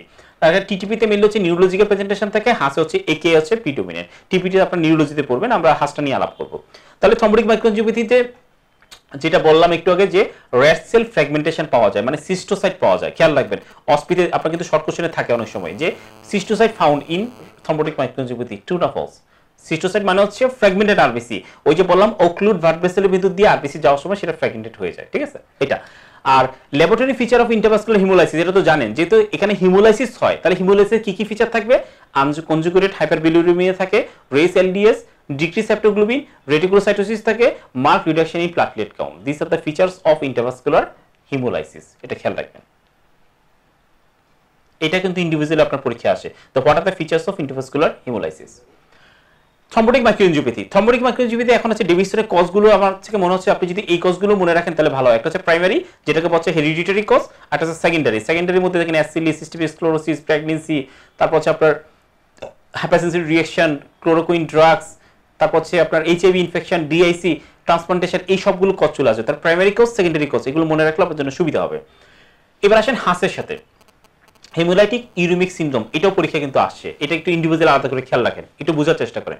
কি হয় বলা হচ্ছে, যদি কোনো পেশেন্টের ডায়রিয়া ডেভেলপ করে, ইউজুয়ালি ব্লাডি ডায়রিয়া, ব্লাডি ডায়রিয়ার সাথে যদি রেনাল ইম্পেয়ারমেন্ট থাকে, দ্যাট ইজ হাস। এটা একটু মনে রাখবেন যে মোস্ট কমনলি ব্লাডি ডায়রিয়ার পর যদি রেনাল ইম্পেয়ারমেন্ট ডেভেলপ করে আর কিছু ফিচার যদি থাকে, পেশেন্ট হাইপারটেনশন, একিআই, কিছু ফিচার থাকে, এটা হাস হওয়ার চান্স অনেক বেড়ে যায়। তাহলে হাস হচ্ছে কি renal limited thrombotic microangiopathy with widespread complication, ঠিক আছে? তাহলে হাস হচ্ছে renal limited thrombotic microangiopathy with widespread complication. এটা একটা তিনটা ফর্মে হতে পারে, একটা হচ্ছে টিপিক্যাল, একটা হচ্ছে এটিপিক্যাল, একটা হচ্ছে অটোইমিউন। তিনটা ফর্মে। আমাদের মেইনলি আমরা জানবো হচ্ছে টিপিক্যাল ফর্মটা, এটাই পরীক্ষা আসে। অ্যাসোসিয়েটেড উইথ ডায়রিয়া, দেখেন ডি প্লাস মানে হচ্ছে ডায়রিয়া থাকে ইউজুয়ালি। কাদের হয়? যারা আনপাস্টোরাইজ কোনো মিল্ক বা কিছু খায়, তাদের হচ্ছে একটা শিগালাইক টক্সিন রিলিজ হয়, বা এটাকে ভ্যারোটক্সিন বলা হয়। ডিভিশনে যে শব্দটা দেওয়া আছে এন্টেরো হেমোরোজিক ইকোলাই, কোন অর্গানিজম? এন্টেরো হেমোরোজিক ইকোলাই, সেখান থেকে শিগালাইক টক্সিন অথবা ভ্যারোটক্সিন রিলিজ হয়, অথবা শিগেলা ডিসেন্ট্রি থেকে এটা হতে পারে। ইকোলাই কোন প্যাটার্নটা? ইকোলাই O157H7 সাবটাইপ দিয়ে এই ইনফেকশনটা হয়। তাহলে সোজা কথা যদি আমি সামারাইজ করি, একটা পেশেন্ট যদি আনপাস্টোরাইজ কোনো খাবার খায়, ওখান থেকে যদি এন্টেরো হেমোরোজিক ইকোলাই অথবা শিগেলা ডিসেন্ট্রি দিয়ে তার ইনফেকশন হয়, ওখান থেকে শিগালাইক টক্সিন রিলিজ হয়, যেটা দিয়ে আমার থ্রম্বোটিক মাইক্রোএনজিওপ্যাথি হয়। ক্লিয়ার? ক্লিনিক্যাল ফিচার কি থাকবে? পেশেন্ট আসবে হচ্ছে সোজা কথা হচ্ছে মাইক্রোটিক থ্রম্বোজিক মাইক্রোজিক হিমোলাইটিক এনিমিয়ার ফিচার নিয়ে থাকবে, থ্রম্বোসাইটোপেনিয়া থাকবে, রেনাল ইনজুরি থাকবে, এখানে আপনার ব্লাডি ডায়রিয়া থাকবে, ফিভার থাকে, রেইজ ব্লাড প্রেশার, এটা খেয়াল রাখবেন। এই পেশেন্টগুলো কিন্তু রেইজ ব্লাড প্রেশার নিয়ে আসতে পারে, সাথে একিয়া এবং ভলিউম ওভারলোডের ফিচার নিয়ে পেশেন্ট আসতে পারে। ক্লিয়ার? ইনভেস্টিগেশন করে আমি কি পাবো? ডাব্লিউবিসি কনজাম্পশন কমন থাকবে ইন কেস ফ্রেশ স্টুল কালচার করে আমি অর্গানিজম ডিটেক্ট করতে পারি। আর পিবিএফ করলে রেড সেল ফ্র্যাগমেন্টেশন পাবো, রেড সেল ফ্র্যাগমেন্টেশন পাবো, ইনক্রিজ এলডিএস থাকবে, এলডিএসটা বেশি পাবো, আর ডিক্রিজ প্লাটলেট, এগুলো তো মোটামুটি কমন চলে আসে। ম্যানেজমেন্ট হচ্ছে মেইনলি সাপোর্টিভ, এখানে আমরা সাপোর্টিভ দিব, অ্যান্টিবায়োটিক দিব না। এখানে আমরা অ্যান্টিবায়োটিক মে প্যারাসিটি ইনক্রিজ দ্য টক্সিন, তাহলে এইখানে আমাদের অ্যান্টিবায়োটিক দেওয়া যাবে না, অ্যান্টিকোগুলেশনের কোনো রোল নাই। আর ইকোলোজিমাম দেওয়া হচ্ছে এটিপিক্যাল হাসে, যেটা হেরিডিটারি হাস, ওখানে ইকোলোজিমাম দেওয়া হয়, এটা কিন্তু এখানে দেওয়া হচ্ছে না, ঠিক আছে? তাহলে এই this is the features of haemolytic uraemic syndrome. এটা পরীক্ষা কিন্তু আসে, ডেভিসন এত সুন্দর করে দেওয়া নেই, আমরা এখান থেকে পড়েন বেটার হবে। থ্রম্বোটিক মাইক্রোএনজিওপ্যাথি এটা মেইনলি হচ্ছে আপনার হেমাটোলজি চ্যাপ্টার আছে, ওখান থেকে পড়লে বেটার হয়। আমি জাস্ট এখানে উঠে দিলাম, আপনাদের জন্য সুবিধা হবে পড়তে। জাস্ট এই প্যারাটা পড়লে এখান থেকে মোটামুটি কোশ্চেন চলে আসে, 5টা ট্রায়াড থাকে, কি কি থাকে এটা হেমাটোলজিতে পড়বেন, যাব অথবা এখান থেকে পড়ে নেন, কোনো অসুবিধা নেই। এখন আসেন systemic disease, renal involvement in systemic disease, এটা একটা ইম্পর্টেন্ট জিনিস, এবং এটাও একবার পরীক্ষা আসছে। যে আমরা ইউজুয়ালি একটা খেয়াল করে দেখেন যে একটা পেশেন্ট ডায়াবেটিস মেলাইটাস, তার নেফ্রোপ্যাথি ডেভেলপ করলো, প্রোটিনুরিয়া ডেভেলপ করলো, তাকে আমরা রেনাল বায়োপসি করি কিনা? ইউজুয়ালি ডায়াবেটিক নেফ্রোপ্যাথিতে আমরা রেনাল বায়োপসি করি না। তাহলে কাদের ক্ষেত্রে করি? Indication of renal biopsy in diabetic nephropathy, এটা কিন্তু জানতে হবে, এটা পরীক্ষা আসছে কিন্তু। কি কি ক্ষেত্রে? ডেভিশনে দেয়া আছে 3টা কজ, খুব ভালো মতো দেয়া নেই, আপনি এখান থেকে পড়েন তাহলে মনে রাখতে সুবিধা হবে, অথবা বুঝে যান। আমরা জানি কি একটা ডায়াবেটিস মেলাটাসের পেশেন্টের নেফ্রোপ্যাথি কখন ডেভেলপ করে? আগে রেটিনোপ্যাথি ডেভেলপ করে, তারপর নিউরোপ্যাথি, তারপর হচ্ছে নেফ্রোপ্যাথি, সবার পরে। তাহলে একটা পেশেন্টের নেফ্রোপ্যাথি ডেভেলপ করলো কিন্তু তার রেটিনোপ্যাথি নেই, তাহলে বুঝতে হবে এই নেফ্রোপ্যাথিটা ডায়াবেটিসের জন্য নাও হতে পারে। সোজা কথা, ডায়াবেটিস মেলাটাসে আমি বায়োপসি করব কখন? নেফ্রোপ্যাথির ক্ষেত্রে। যদি আমি সাসপেক্ট করি এই নেফ্রোপ্যাথি ডায়াবেটিসের জন্য না, অন্য কজের জন্য, সেক্ষেত্রে আমরা রেনাল বায়োপসি করব। তাহলে কখন? যদি তার অ্যাবসেন্স অফ রেটিনোপ্যাথি বা নিউরোপ্যাথি যদি না থাকে, এক। 2 নাম্বার হচ্ছে যদি proteinuria associated with glomerular haematuria, যদি তার আমরা ডায়াবেটিক নেফ্রোপ্যাথিতে ডিসমরফিক আরবিসি থাকে না, আরবিসি কাজ থাকে না, আমরা পড়ে আসি এটা নেফ্রোটিক প্রেজেন্টেশন, নট নেফ্রাইটিক। যদি ডিসমরফিক আরবিসি বা আরবিসি কাজ থাকে তাহলে হচ্ছে আমি এখানে বায়োপসি করব। 3 নাম্বার হচ্ছে যদি onset of proteinuria less than 5 years from the documented of RBC, যদি ডায়াবেটিসের অনসেটের 5 বছরের মধ্যে প্রোটিনুরিয়া ডেভেলপ করে, আমরা জানি কি 15 থেকে 20 বছর লাগে, যদি 5 বছরের মধ্যে প্রোটিনুরিয়া ডেভেলপ করে আমরা বুঝতে হবে এটা গ্লোমেরুলার অন্য কোনো কজের জন্য হচ্ছে। তারপর দেখেন র্যাপিডলি অনসেট মেসিভ প্রোটিনুরিয়া, আমরা ডায়াবেটিসে কি খাই? ফার্স্টে মাইক্রোঅ্যালবুমিনুরিয়া থাকে, তারপর মাইল্ড, তারপর মডারেট, তারপর সিভিয়ার। দেখো ডায়াবেটিসের পেশেন্টের একবারে মেসিভ প্রোটিনুরিয়া প্রেজেন্ট করলো, তাহলে বুঝতে হবে এটা অন্য কজ, আমি বায়োপসি করব। আরপিজিএন লাইক প্রেজেন্টেশন নিয়ে যদি আসে, শুরুতে যে বললাম rapidly increasing glomerular, rapidly increasing GFR যদি র্যাপিডলি ডিক্লাইন করে, কিটি যদি র্যাপিডলি ইনক্রিজ করে। আরেকটা হচ্ছে যে আপনার যদি পেশেন্টের কোনো সিস্টেমিক আদার ডিজিজের কোনো ম্যানিফেস্টেশন থাকে, তাহলে this is the indication for renal biopsy in diabetic nephropathy patient. তাহলে আপনারা যদি এই ইন্ডিকেশনগুলো কোনটা থাকে আমরা বায়োপসি করব। তাহলে আমার এটা একবার হসপিটালে আসছে, আপনার ক্লিনিক্যালে একটা শর্ট নোট একবার আসছে, আপ ডেভিশনে কয়েকটা দেয়া আছে, ভালো মতো দেয় না, আমার মনে হয় আপনারা এখান থেকে যদি ফলো করেন তাহলে ভালো হবে, ঠিক আছে। এখন আসেন মাল্টিপল মাইলোমা। মাল্টিপল মাইলোমাতে কি হয়? আপনারা তো এটা তো ডেফিনেটলি আপনি আপনার রিউমাটোলজি চ্যাপ্টারে পড়বেন, আমি নেফ্রোলজিক্যাল অ্যাসপেক্টটা শুধু এখানে কথা বলছি আপনার সাথে। কি হচ্ছে এখানে কোশ্চেনটা আসে এরকম যে হঠাৎ renal manifestation of multiple myeloma. তাহলে দেখেন ডেভিশনের যে জিনিসগুলো আছে, যে কাস্ট নেফ্রোপ্যাথি হয় যেটাকে আমরা মাইলোমা কিডনি বলি, ফ্যানকনি সিনড্রোম আমরা পড়ে আসছি, দেখেন একই জিনিস বারবার আসছে। ফ্যানকনি সিনড্রোম কি ছিল? প্রক্সিমাল টিউবুলার ডিসফাংশন হয় এখানে, এএল অ্যামাইলোইডোসিস অথবা এটাকে প্রাইমারি অ্যামাইলোইডোসিস বলি আমরা, ঠিক আছে। অ্যামাইলয়েড ডিপোজিশন হয় এখানে, প্রাইমারি অ্যামাইলোইডোসিস হয়, মনোক্লোনাল ইমিউনোগ্লোবিন ডিপোজিশন ডিজিজ, হাইপারক্যালসিমিয়া। তাহলে পরীক্ষা আপনাকে কোথায় কোথায় ভুল করে দেবে দেখেন, ফ্যানকনি সিনড্রোমের জায়গায় দিয়ে দিবে ফ্যানকনি এনিমিয়া, তাহলে এটা ফলস। কাস্ট নেফ্রোপ্যাথি না দিয়ে দিবে আপনাকে মাইলোমা কিডনি। এএল এর প্রাইমারি অ্যামাইলোইডোসিস জায়গা দিবে সেকেন্ডারি অ্যামাইলোইডোসিস, মনোক্লোনালের জায়গা দিবে পলিক্লোনাল, হাইপারক্যালসিমিয়ার দিকে দিবে হাইপোক্যালসিমিয়া। দেখেন এই জিনিসগুলো কিন্তু সাররা চেঞ্জ করে দেয়। তাহলে আপনি যদি পড়ার সময় যদি আপনার মাথায় থাকে যে মনোক্লোনালের জায়গায় পলিক্লোনাল দিতে পারে, মাইলোমার জায়গায় আপনার ফ্যানকনি সিনড্রোমের জায়গায় ফ্যানকনি এনিমিয়া দিয়ে দিতে পারে, এভাবে যদি আপনি একটু পড়তে পারেন যে কোথায় স্যাররা ভুল করে দিতে পারে, ওটা যদি আপনি আগে থেকে প্রিডিক্ট করতে পারেন তাহলে পরীক্ষা কিন্তু আপনার ইজি হয়ে যাচ্ছে এবং মনে রাখতে অনেক সুবিধা হয়, ঠিক আছে। তাহলে আমার রিকোয়েস্ট হচ্ছে আপনারা যদি এইভাবে ভাগ করে করে পড়েন যে সেন্টেন্সের কোন জায়গাটা স্যার চেঞ্জ করতে পারে, ওটা যদি আপনি আগেই ধরতে পারেন পরীক্ষা হলে গিয়ে দেখবেন আপনার কনফিডেন্স অনেক বিল্ড আপ হয়ে যাবে, ঠিক আছে। এসএলই থেকে ডেফিনেটলি আপনারা ওই যে রিউমাটোলজি চ্যাপ্টারে এটা ডিটেইলস পড়বেন, এখানে আমার যতটুকু দরকার অতটুকুই আমি বলতেছি। যে এখানে হচ্ছে এটা হচ্ছে এসএলইতে শুরুতে বলছি আরপিজিএন লাইক প্রেজেন্টেশন নিয়ে আসতে পারে, এখানে আরবিসি কাজ থাকতে পারে, কমন কথাগুলো এখানে আসবে। হিস্টোলজিক্যাল প্যাটার্ন হচ্ছে আর এসএলইতে নেফ্রোটিক প্রেজেন্টেশন হতে পারে, নেফ্রোটিক প্রেজেন্টেশন হতে পারে, আরপিজিএন লাইক প্রেজেন্টেশন হতে পারে। দেখেন এই কথাটাই লিখছে যে almost any histological pattern May present in glomerular disease with SLE. এই লুপাস নেফ্রাইটিস, এই লুপাস নেফ্রাইটিসের যে কোনো হিস্টোলজিক্যাল প্যাটার্ন হতে পারে, আরপিজিএন, নেফ্রোটিক সবগুলো। আর লাস্টে দেখেন যে সিভিয়ার এফেক্টেড পেশেন্ট পলিফ্যাটিভ জিএন নিয়ে ইউজুয়ালি প্রেজেন্ট করে, এটা হচ্ছে একটা পলিফ্যাটিভ জিএন এর প্রেজেন্টেশন হয় এখানে, ঠিক আছে। এসএলই থেকে আমার মনে হয় এতটুকু পড়লে হবে। বাকি লুপাস নেফ্রাইটিস, সিস্টেমিক লুপাস ইরিথ্রোমাটোসিসটা ইন ডিটেইলস আপনাদেরকে যখন রিউমাটোলজি পড়বেন ওখানে পড়ে নেবেন, ঠিক আছে। এখানে এতটুকু আমার এর বেশি আমার ডিসকাস করার সুযোগ নেই। এবার আসেন একেআই, আর একটা ইম্পর্টেন্ট ফ্র্যাগমেন্ট একেআই, কোশ্চেন আসে একেআই থেকে। তাহলে একেআই থেকে আমরা কি পড়বো? একেআইটা আপনাকে একটু বুঝতে হবে, এটা মুখস্থ করার কিছু নেই, এখানে একটু কনসেন্ট্রেশন দেন, এখানে আমরা একটু বোঝার চেষ্টা করব। ফার্স্ট হচ্ছে ডেফিনিশন। একে ডেফিনিশনটা হচ্ছে কি দেখেন, কেডিকো ডেফিনিশন যেটা, increase serum creatinine more than 26.5 millimole অথবা more than 0.3 milligram per dL within 48 hour. 48 ঘন্টার মধ্যে সিরাম ক্রিয়েটিনিন যদি 0.3 মিলিগ্রাম পার ডিএল বেড়ে যায় 48 ঘন্টার মধ্যে, খেয়াল একটা, অথবা সিরাম ক্রিয়েটিনিন যদি বেসলাইন থেকে 13 গুণ বেড়ে যায়, দেখেন 1.5 টাইমস ফ্রম দ্য বেসলাইন, কবে? Presume to be occurred within period 7 days, 7 দিনের মধ্যে যদি বেসলাইন থেকে 1.5 গুণ সিরাম ক্রিয়েটিনিন বেড়ে যায়, এই ফিচার। অথবা urine output less than 0.5 ml per KG per hour for 6 hour, 6 ঘন্টার বেশি যদি 6 ঘন্টা বা তার বেশি যদি urine output less than 0.5 ml হয়, তাহলে এই তিনটা ফিচারে যে কোনো একটা ফিচার থাকলে আমরা তাকে বলবো দিস ইজ একেআই। তাহলে আপনাকে দিবে পরীক্ষায় which one is diagnostic criteria for একেআই। এখানে লেস দেনের জায়গায় 0.5 এর জায়গায় 0.3 দিবে, 1.5 এর জায়গায় 2 দিবে, 26.5 এর জায়গায় আপনার 30 দিয়ে দিবে, 48 এর জায়গায় আপনার 24 আওয়ার দিবে। এই জায়গাতে বিভিন্ন জায়গায় কিন্তু ভুলগুলো আপনাকে করিয়ে দিবে। সুতরাং পড়ার সময় খুব সতর্কতার সাথে এই জিনিসগুলো আমাকে পড়তে হবে। 2 নম্বর রাইফেল ক্রাইটেরিয়া, নতুন ডিভিশনের রাইফেল ক্রাইটেরিয়া উঠিয়ে দিয়েছে, আমি জানি না কেন, কিন্তু আপনাকে তারপর এটা পড়তে হবে। RIFLE criteria risk, injury, failure, loss, ESRD কখন বলবো, প্রতিটা ডেফিনিশন আপনাকে জানতে হবে। যেমন দেখেন আমরা ইএসআইডি কখন বলতেছি, যদি need renal replacement therapy for more than 3 months. Loss কখন বলতেছি, যদি renal function loss more than 4 weeks থাকে। এই জিনিসগুলো তো একদম ক্লিন কাট। তারপর এখানে আছে 1.5 ফোল্ড, 2 থেকে 3 ফোল্ড, এই জিনিসগুলো একবার রিডিং পড়লে আশা করি পারবেন। সাথে ইউরিন আউটপুটের হিসাবটা রাখবেন, 0.5 for 6 hour, 0.5 ml for 12 hour, 0.3 ml for 24 hour, অথবা ইউরিয়া ফর 12 আওয়ার। তাহলে ক্লিন কাট এই জিনিসগুলো রাইফেল ক্রাইটেরিয়াটা কিন্তু পড়তে হবে আপনাদেরকে, হ্যাঁ, মনে রাখবেন।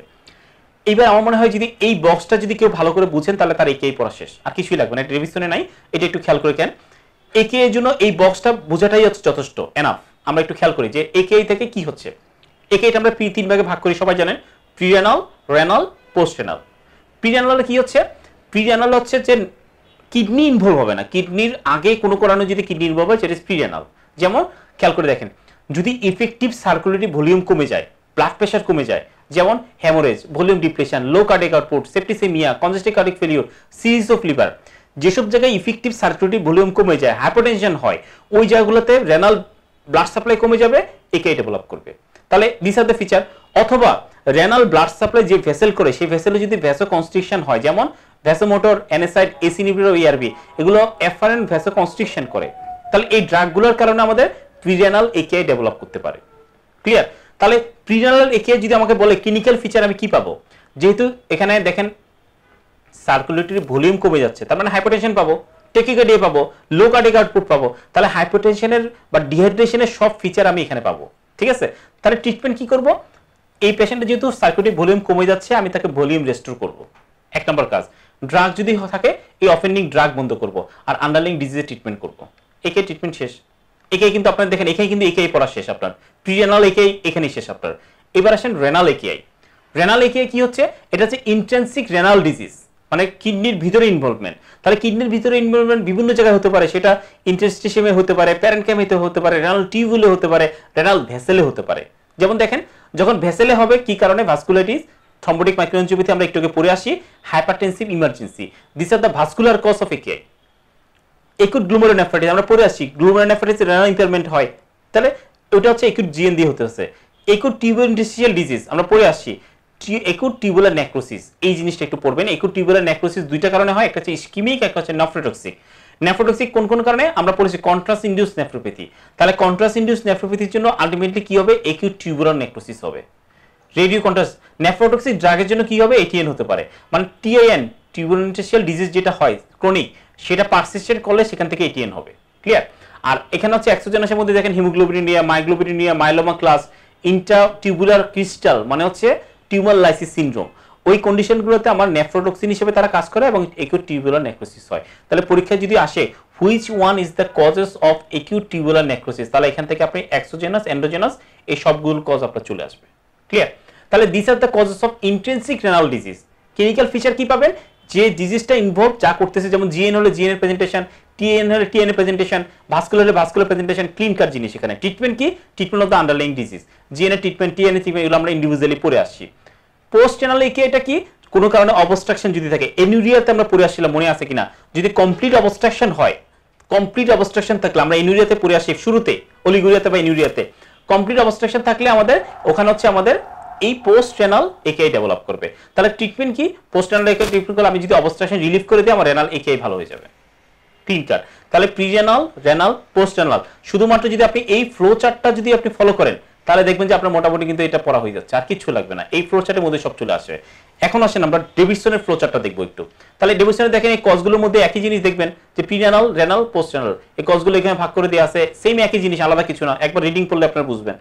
একই সাথে আচ্ছা, এখান থেকে একটা কোশ্চেন আসে যে which one is the renal cause of AKI, which one is the prerenal cause of AKI, এই কোশ্চেনটা কিন্তু একবার পরীক্ষা আসে। তাহলে দেখেন এখান থেকে একটা কোশ্চেন চলে আসবে, অথবা আপনি ব্রড হেডলাইনে এখান থেকে পড়তে পারেন যে which one is the prerenal cause of AKI, এখান থেকে যে কোনো একটা, which one is the renal cause of I, এখান থেকে, যে which the post renal cause of AKI, এখান থেকে একটা কোশ্চেন কিন্তু পরীক্ষা আসে, মাথায় রাখবেন। ঠিক আছে? তাহলে এইটা একটু বুঝে পড়বেন, বুঝে পড়লে এটা আপনি ভুল করার কোনো সুযোগ নাই, না বুঝে মুখস্থ করলে পরীক্ষা আপনি ভুল করে ফেলবেন। এবার আসেন যে এই ডেভিডসনের বক্সটা, এখানে অনেক কথাবার্তা লিখে দেওয়া আছে।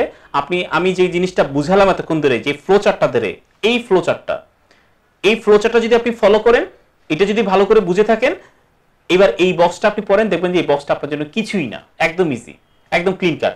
শুধু এই বক্স থেকে কয়েকটা জিনিস এখানে আলাদা করে দেখেন। আমি এখানে নিয়ে আসছি জিনিসটা, প্রিরেনাল একে এবং রেনাল একের পার্থক্য কি, এটা পরীক্ষা আসছে, বেশ কয়েকবার পরীক্ষা আসছে, ঠিক আছে। এটা আমি নিয়ে আসছি, কিন্তু দেখেন এই ভিতরের এই বক্স থেকে জিনিসগুলো পার্থক্য করে নিয়ে আসলাম। এখানে রেনাল একে বলতে মেইনলি বুঝাতে হচ্ছে আপনার এটিএন। পার্থক্য কি, প্রিরেনাল একেতে ইউরিনারি সোডিয়াম থাকে লেস দেন 20, আর রেনাল একেতে থাকে মোর দেন 40। দেখেন 20 আর 40, এর মধ্যে লেস দেন 20, মোর দেন 20 না, এটাতে মোর দেন 40। ফ্র্যাকশনাল এক্সক্রিশন অফ সোডিয়াম হচ্ছে লেস দেন 1%, আর এখানে থাকবে ইকুয়াল আর মোর দেন 1%। বার্ন ক্রিয়েটিনিন রেশিও মোর দেন 20, এখানে লেস দেন 20। এখানে ইউরিনারি ব্ল্যান্ড থাকবে, ব্ল্যান্ড থাকবে মানে হচ্ছে এখানে ইউরিনে কোনো সেডিমেন্টেশন থাকবে না, আরবিসি কাস্ট কিছুই থাকবে না। আর এখানে যদি জিএন হয় তাহলে আমরা আরবিসি কাস্ট, ডাব্লিউসি কাস্ট, বিভিন্ন কাস্ট পেতে পারি। স্পেসিফিক গ্র্যাভিটি প্রিরেনালের যেহেতু ডিহাইড্রেশন হয় এখানে বেশি থাকবে, মোর দেন 1020, আর স্পেসিফিক গ্র্যাভিটি রেনাল হচ্ছে 1010 কম থাকবে। ইউরিন অসমোলারিটি মোর দেন 600, এটা হচ্ছে লেস দেন 350। এই পার্থক্যটা তো পরীক্ষায় বেশ কয়েকবার আসছে। সুতরাং সিম্পল এই জিনিসটা আপনার ডিভিশনে এইখান থেকে প্রিন্ট করে আপনি এখান থেকে ডিভিশনে লাগিয়ে নেবেন, তাহলে দেখবেন যে মনে রাখতে সুবিধা হবে, ঠিক আছে। ম্যানেজমেন্টের ক্ষেত্রে কিছুই নাই, ম্যানেজমেন্ট সব বলে আসি আমরা, প্রিরেনাল, রেনাল, পোস্ট রেনাল। আর সাথে হচ্ছে কমপ্লিকেশনগুলো ট্রিটমেন্ট করতে হবে, যেমন তাকে প্রোটিন রেস্ট্রিক্ট করতে হবে, হাইপারক্যালিমিয়া চিকিৎসা করব, অ্যাসিডোসিস থাকলে তাকে আমি অ্যাসিডোসিস চিকিৎসা করব, বাকি একটা পিপিআই দিব, বাকিগুলো সোজা জিনিস আপনি রিডিং করলে বুঝবেন। শুধু এখানে এটা খেয়াল রাখবেন যে indication of renal replacement therapy, আমি কখন পেশেন্টকে ডায়ালাইসিস করব, একটা একে এর পেশেন্টকে কখন ডায়ালাইসিস করব, ইন্ডিকেশনগুলো কি কি দেখেন। যদি পটাশিয়াম 6 মোলার বেশি থাকে তাকে ডায়ালাইসিস দিব না। পরের শব্দটা মনে রাখবেন, ডিসপাইট মেডিকেল ট্রিটমেন্ট, হাইপারক্যালিমিয়া চিকিৎসা দেওয়ার পরও যদি ভালো না হয় তাকে ডায়ালাইসিস করব। পালমোনারি ইডিমা যদি চিকিৎসা দেওয়ার পর ভালো না হয় তাকে আমি ডায়ালাইসিস দিব। অ্যাসিডোসিস যদি লেস দেন 7.25 থাকে, আর ইউরিমিক পেশেন্টদের যদি করব আমরা ড্রাগ রিমুভালের জন্য করব, সেপ্টিসিমিয়ার জন্য করব। তাহলে this are the indication for dialysis or renal replacement therapy in একেআই patient. এই বক্সটা কিন্তু আছে আপনার ক্রিটিক্যাল কেয়ার মেডিসিন, এখানে নাই, ওখান থেকে এটা নিয়ে আসছি আমি। এবার আসেন সিকিডি। একেআই থেকে মোটামুটি হয়ে গেল, একেআই থেকে কিন্তু কোশ্চেন আসে পরীক্ষায়। সিকিডিতে শুরুতে যাওয়ার আগে সিকিডি ডেফিনেশনটা আপনার ডেভিশনে ভালো নেই, এটা কেডিগো ডেফিনেশনটা আপনাদেরকে জানতে হবে। সাবদের কেডিগো ডেফিনেশন সাবদের মুখস্থ থাকে, তাহলে এখানে ডেফিনেশনটা একটু বুঝেন যে সিকিডি ডেফিনেশন কি। বলা হচ্ছে kidney damage for equal more than 3 month, 3 মাস বা তার বেশি ধরে যদি কিডনি ড্যামেজ থাকে, নাম্বার 1। নাম্বার 2 হচ্ছে যে ড্যামেজ মানে হচ্ছে কি, structural or functional abnormality. Structural মানে হচ্ছে একটা পেশেন্টের টিউমার আছে একটা, অথবা একটা রেনাল স্টোন আছে, সেটা যদি 3 মাসের উপর থাকে, 3 মাস বা তার বেশি থাকে, সেটা সিকিডি। ফাংশনাল অ্যাবনর্মালিটি মানে প্রোটিনুরিয়া আছে, হেমাচুরিয়া আছে, পেশেন্টের প্রোটিনুরিয়া বা হেমাচুরিয়া যদি 3 মাসের বা তার বেশি ধরে পারসিস্ট করে, দ্যাট ইজ সিকিডি। তাহলে 3 মাস বা তার বেশি রেনাল ড্যামেজ, সেটা স্ট্রাকচারাল হতে পারে, ফাংশনাল হতে পারে। জিএফআর নরমাল হতে পারে, বেশিও থাকতে পারে, কমও থাকতে পারে, জিএফআর এর সাথে কোনো রিলেশন নাই, ক্লিয়ার। অথবা বলা হচ্ছে পেশেন্টের জিএফআর 60 এর কম, কোনো স্ট্রাকচারাল বা ফাংশনাল অ্যাবনর্মালিটি নাই, বাট জিএফআর 60 এর কম, এটাও সিকিডি। তাহলে সিকিডি ডেফিনেশনটা এখান থেকে ক্লিন হয়ে যাবেন যে 3 মাস বা তার বেশি ড্যামেজ থাকতে হবে, সেটা স্ট্রাকচারাল বা ফাংশনাল হতে পারে, সাথে জিএফআর নরমালও হতে পারে, অথবা অথবা শুধু জিএফআর 60 এর কম, স্ট্রাকচারাল বা ফাংশনাল কোনো অ্যাবনর্মালিটি নাই। 3 মাসের উপরে যদি জিএফআর 60 এর কম থাকে, 3 মাস বা তার বেশি, দ্যাট ইজ অলসো সিকিডি। আর ইএসআরটি কখন বলতেছি, যদি একটা সিকিডি স্টেজ 5 এর পেশেন্ট যদি রেনাল রিপ্লেসমেন্ট থেরাপি মানে ডায়ালাইসিস বা ট্রান্সপ্লান্ট না করলে যদি পেশেন্ট মারা যাওয়ার উপক্রম হয়, দ্যাট কন্ডিশন ইজ কল্ড ইএসআরটি, ঠিক আছে। এখন সিকিডির স্টেজিং, এটা তো কমন, সবাই জানেন যে স্টেজিংটা আমরা 3 ভাগে 5 ভাগে ভাগ করে থাকি। স্টেজ 1 2 3 4 5, যে লেস দেন আপনার হচ্ছে মোর দেন 90 হচ্ছে স্টেজ 1, 60 to 89 হচ্ছে 2, 3 হচ্ছে 30 to 40 59, এটাকে দুই ভাগে ভাগ করি, 3A and 3B। তারপর স্টেজ 4 এবং স্টেজ 5। এখানে যেটা আমরা ইম্পর্টেন্ট সেটা হচ্ছে স্টেজ 3 তে পেশেন্ট এনিমিয়া ডেভেলপ করে, ক্লিনিক্যাল ফিচার ডেভেলপ করতে পারে। তাহলে স্টেজ 3 তে যদি আমরা ইন্টারভেনশন করতে পারি, পেশেন্টগুলোকে ডায়াগনোসিস করতে পারি, তাহলে এই পেশেন্টগুলোকে সেভ করা সম্ভব, প্রোগ্রেশনটাকে হল করা সম্ভব। কজেস অফ সিকিডি একবার আসছে বাংলাদেশে, কোশ্চেনটা ছিল এরকম, which one is the common cause of CKD in Bangladesh. এখন কমন কজ বললে আপনি কি ডায়াবেটিস বলবেন নাকি জিএন বলবেন? আমরা আমাদের দেশে ইউজুয়ালি আগে যেটা বলতো ডায়াবেটিস, জিএন বলতো কমন কজ, কিন্তু এখন দেখা যাচ্ছে diabetes mellitus is the common cause of. তাহলে আপনি জিএন অথবা ডায়াবেটিস যে কোনো একটা প্রথমে রাখেন, কোনো অসুবিধা নাই। সাথে interstitial disease, hypertension, systemic disease, renovascular disease, congenital disease unknown, এই সবগুলো হচ্ছে কজেস অফ সিকিডি, পরীক্ষা একবার আসছে, ঠিক আছে। এর বাইরে কোনো কজ কিন্তু আনতে যাবেন না, এই কজগুলো হচ্ছে কজেস অফ সিকিডি। এখন সিকিডির প্রেজেন্টেশন কি, একটা সিকিডি পেশেন্ট আপনার কাছে কি কিভাবে প্রেজেন্ট করতে পারে, এটা তো মোটামুটি আপনারা সবাই জানেন, আমি যাচ্ছি না যে পেশেন্টের একটা হাইপার পিগমেন্টেশন নিয়ে আসতে পারে, পেশেন্টের হচ্ছে আপনার ট্রান্সপারেন্ট কিডনি এটা মার্কস থেকে ব্রাউন লাইন নেইলে দেখবেন যে ব্রাউন লাইন পিগমেন্টেশন হয়, স্প্লিন্টার হেমোরেজ নিয়ে আসতে পারে, হাফ এন্ড হাফ নেল নিয়ে আসতে পারে, দেখবেন ডেভিসনের শুরুতে একটা ছবি দিয়ে আছে। তাহলে একটা সিকিডি পেশেন্টের নেলে কি চেঞ্জ থাকতে পারে, এখানে দিয়ে আছেন ব্রাউন লাইন পিগমেন্টেশন অথবা হাফ এন্ড হাফ নেল থাকতে পারে, তারপর হচ্ছে পেশেন্টের ফাঙ্গাল ইনফেকশন থাকতে পারে, এনিমিয়ার জন্য প্যালোর থাকতে পারে, নেইলে এই চেঞ্জগুলো থাকতে পারে। এছাড়া কি থাকে, ইজি ব্রুজিং, পেরিফেরাল নিউরোপ্যাথি, এটা আশা করি পড়লেই পারবেন যে what are the clinical features of CKD. এটা হচ্ছে criteria for referral of CKD patient to nephrology. আপনি কখন এই পেশেন্টটা আমার কাছে রেফার করবেন, আমাদের নেফ্রোলজির কাছে রেফার করবেন। এটা হচ্ছে ক্রাইটেরিয়াগুলো। কখন, যদি জিএফআর 30 এর নিচে হয়, যদি র্যাপিডলি ডিটোরিং হয়, যদি পিসিআর বা এসিআর এত বেশি থাকে, ভিজিবল যদি নন ভিজিবল এসিআর যদি বেশি থাকে, হাইপারটেনসিভ আর্জেন্সি ইমার্জেন্সি থাকে, আর যদি মাল্টি সিস্টেম ইনভলভমেন্ট চিন্তা করে থাকেন, তাহলে this are the indication of referral a patient to nephrologist. এটা ক্লিন কাট, এখানে আর কিছু করার নেই। রেড মার্কগুলো একটু খেয়াল রাখবেন যে রেড মার্কগুলো আপনাকে স্যাররা ভুল করে দিবে, ঠিক আছে, এই জিনিসগুলো একটু খেয়াল করবেন। এখানে আসেন, এটা হচ্ছে ইম্পর্টেন্ট একটা স্লাইড। সিকিডির কমপ্লিকেশন কি, এটা পরীক্ষা অনেকবার আসছে, এটা ডেভিসনে নাই। এই চারটা ফলো করলে মোটামুটি সিকিডির সবগুলো কমপ্লিকেশন আপনার জানা হয়ে যাবে, কি কি কমপ্লিকেশন নিয়ে সিকিডি আমার কাছে প্রেজেন্ট করতে পারে। দেখেন সিকিডিতে কি হয় আমরা জানি, sodium and water balance imbalance হয়, সেজন্য এখানে কি হয়, সোডিয়াম ওয়াটার রিটেনশন হয়, হাইপারটেনশন নিয়ে আসতে পারে, হাইপারটেনশন থেকে পেশেন্ট হার্ট ফেলিউর হতে পারে, ইনক্রিজ ভাস্কুলার ভলিউমের জন্য ইডিমা নিয়ে পেশেন্ট প্রেজেন্ট করতে পারে। এক, 2 নম্বর পটাশিয়াম, আমরা পড়ে আসছি হাইপারক্যালিমিয়া, হাইপারক্যালিমিয়া পেশেন্ট প্রেজেন্ট করতে পারে। 3 নম্বর হচ্ছে এক্সোজেনাস নাইট্রোজেনাস প্রোডাক্টগুলি ইলিমিনেট করতে পারে, সেজন্য ইউরিমিক ফিচার নিয়ে, ইউরিমিক পেরিকার্ডিটিস, ইউরিমিক এনকেফালাইটিস, এগুলো নিয়ে পেশেন্ট প্রেজেন্ট করতে পারে। ইউরিমের জন্য আবার দেখেন কোয়াগুলোপ্যাথি হয়ে ব্লিডিং নিয়ে পেশেন্ট প্রেজেন্ট করতে পারে। একই সাথে দেখেন ইউরিমের জন্য patient ampere immune function, skin disorder, GI disorder, neurological, sexual, এই সবগুলো ডিসফাংশন নিয়ে প্রেজেন্ট করতে পারে। ইরিথ্রোপয়েটিন ডিফিসিয়েন্সি হয়, তাহলে সেটা জন্য কি করতে পারে, পেশেন্ট এনিমিয়া প্রেজেন্ট করতে পারে। একটি ফর্ম অফ ভিটামিন ডি তো হয়, কারণ কি 1 alpha hydrolysis enzyme, alpha hydrolysis এনজাইমের ডিফিসিয়েন্সি থাকে, তাহলে সেক্ষেত্রে হাইপোক্যালসিমিয়া নিয়ে পেশেন্ট করতে পারে, হাইপার ফসফেটি নিয়ে পেশেন্ট প্রেজেন্ট করতে পারে। এগুলোর জন্য একসাথে আমরা কি বলি, রেনাল অস্টিও ডিস্ট্রফি নিয়ে পেশেন্ট প্রেজেন্ট করতে পারে, ঠিক আছে। তাহলে this are the presentation of CKD. সিকিডির একটা পেশেন্ট এই সবগুলো কমপ্লিকেশন নিয়ে আমাকে প্রেজেন্ট করতে পারে, এই কমপ্লিকেশনগুলো আমাকে কি করতে হবে, ট্রিটমেন্ট করতে হবে। এই জিনিসগুলো একটু আমরা একটু খেয়াল করব, ঠিক আছে। আচ্ছা, তাহলে আমরা এখন দেখব এনিমিয়া এন্ড সিকিডি। এটা কমনলি কোশ্চেন আসে এনিমিয়া এন্ড সিকিডি থেকে। আমরা একটু কজগুলো আমরা একটু পরে দেখছি যে টার্গেটটা কি, আমরা এনিমিয়া সিকিডি পেশেন্টের টার্গেট কি, আমরা কতটুকু তাকে কারেকশন করব হিমোগ্লোবিন। ডেভিসনে যেটা দিয়ে আছে 100 মানে 10 to 12 গ্রাম পার ডিএল অথবা 100 to 120 গ্রাম পার লিটার, যেভাবে বলেন। আয়রনের টার্গেটটা হচ্ছে দেখেন এখানে যেটা দেয়া আছে, ফেরিটিন 200 to 500 আমরা রাখবো, টি সেট মোর দেন 20%, ঠিক আছে। আর কারেকশনের ক্ষেত্রে জাস্ট বেসিক কথাগুলো, আমরা ওরাল আয়রন কারেকশন দেই না, কারণ জিআই অ্যাবজর্পশনটা হ্যাম্পার্ড হয়। আমরা আইভি আয়রন দিচ্ছি, কিভাবে, iron sucrose, saccharide, iron dextrose, ferric carboxymaltose এভাবে দিচ্ছি, অথবা ইরিথ্রোপয়েটিন দিচ্ছি। ইরিথ্রোপয়েটিন কখন দেই, যদি হিমোগ্লোবিন লেস দেন 10 থাকে, ঠিক আছে। রিস্ক থাকে কি, হাইপারটেনশন এবং থ্রম্বোসিস, একটু পরে আমরা দেখব। ব্লাড ট্রান্সফিউশন করি সিকিডিদেরকে কখন, আমরা ইউজুয়ালি সিকিডি পেশেন্টদেরকে ব্লাড ট্রান্সফিউশন করি না, করি কখন, যদি হার্ট ফেলিউর অথবা সিভিয়ার এনিমিয়া থাকে, আর ট্রিটমেন্ট তো সিকিডি তো আমরা করবই।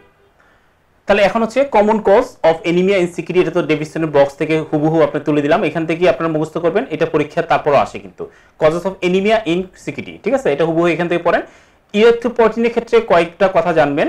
ইরিথ্রোপয়েটিন তো ফিজিওলজিতে আপনি পড়বেন, ইরিথ্রোপয়েটিনের কি জিনিস, কোত্থেকে সিক্রেশন হচ্ছে, এটা ডিটেইলস ওখান থেকে পড়বেন। আর আমার এখান থেকে যেটা লাগবে সেটা হচ্ছে যে risk of hypertension and thrombosis, মানে ইরিথ্রোপয়েটিন ট্রিটমেন্ট দিলে পেশেন্টের হাইপারটেনশনের চান্স বেড়ে যায়, থ্রম্বোসিসের চান্স বেড়ে যায়।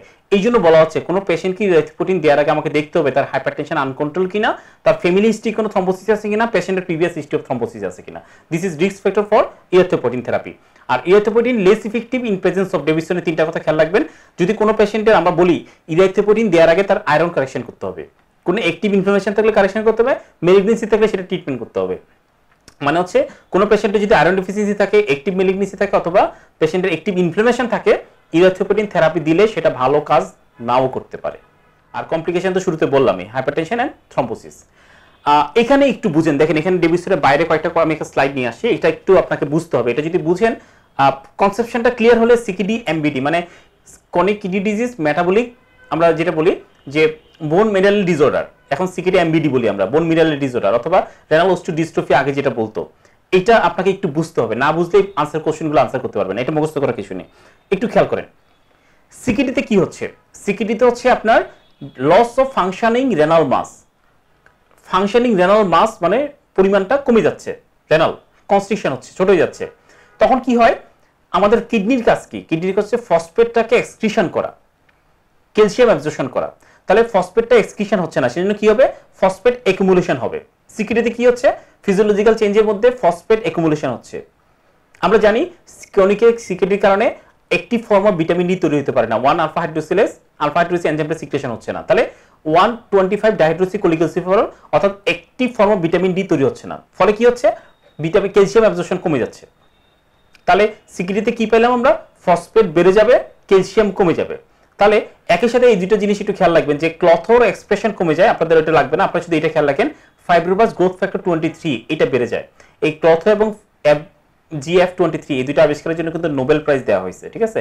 এটা কিন্তু রিসেন্ট আবিষ্কার, ঠিক আছে? খেয়াল রাখবেন। তাহলে সিকিউরিটিতে কি হচ্ছে? ফাইব্রোবাস গ্রোথ ফ্যাক্টর 23 পরিমাণ বেড়ে যাচ্ছে, শুধু এই শব্দটা খেয়াল রাখেন আপনারা। কি হয়? FGF23 বেড়ে যায়। এই FGF23 আবার কি করে? এক ভিটামিন ডি এর কাজকে কমায় দিচ্ছে, তাহলে আবার ক্যালসিয়াম অ্যাবজর্পশন কি হবে? কমে যাবে।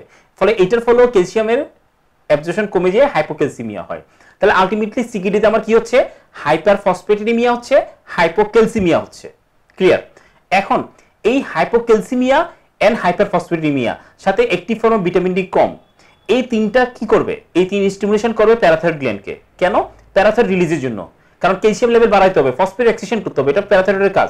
তখন সেই প্যারাথাইরয়েড গ্ল্যান্ডকে স্টিমুলেট করবে যে to increase the secretion of parathyroid gland. তাহলে সিকিউরিটিতে আরেকটা ফিচার কি পেলাম? প্যারাথাইরয়েড হরমোন বেশি থাকতে পারে, নাও থাকতে পারে, কিন্তু এটা বাড়ার জন্য চেষ্টা করবে। তখন কি হয়? Clonal proliferation of parathyroid cell. তাহলে প্যারাথাইরয়েড গ্ল্যান্ডকে স্টিমুলেশন করলে কি হবে? প্যারাথাইরয়েড গ্ল্যান্ড বড় হবে, প্রলিফারেশন হবে, এটাকে আমরা বলতেছি সেকেন্ডারি হাইপারপ্যারাথাইরয়েডিজম। ক্লিয়ার? তাহলে হাইপোক্যালসিমিয়া, হাইপারফসফেটেমিয়া, ভিটামিন ডি কম থাকতেছে, তিনটা স্টিমুলেশন করবে প্যারাথাইরয়েড গ্ল্যান্ডকে, প্যারাথাইরয়েড গ্ল্যান্ডের ক্লোনাল প্রলিফারেশন হবে, হয়ে এখান থেকে সেকেন্ডারি হাইপারপ্যারাথাইরয়েডিজম হচ্ছে।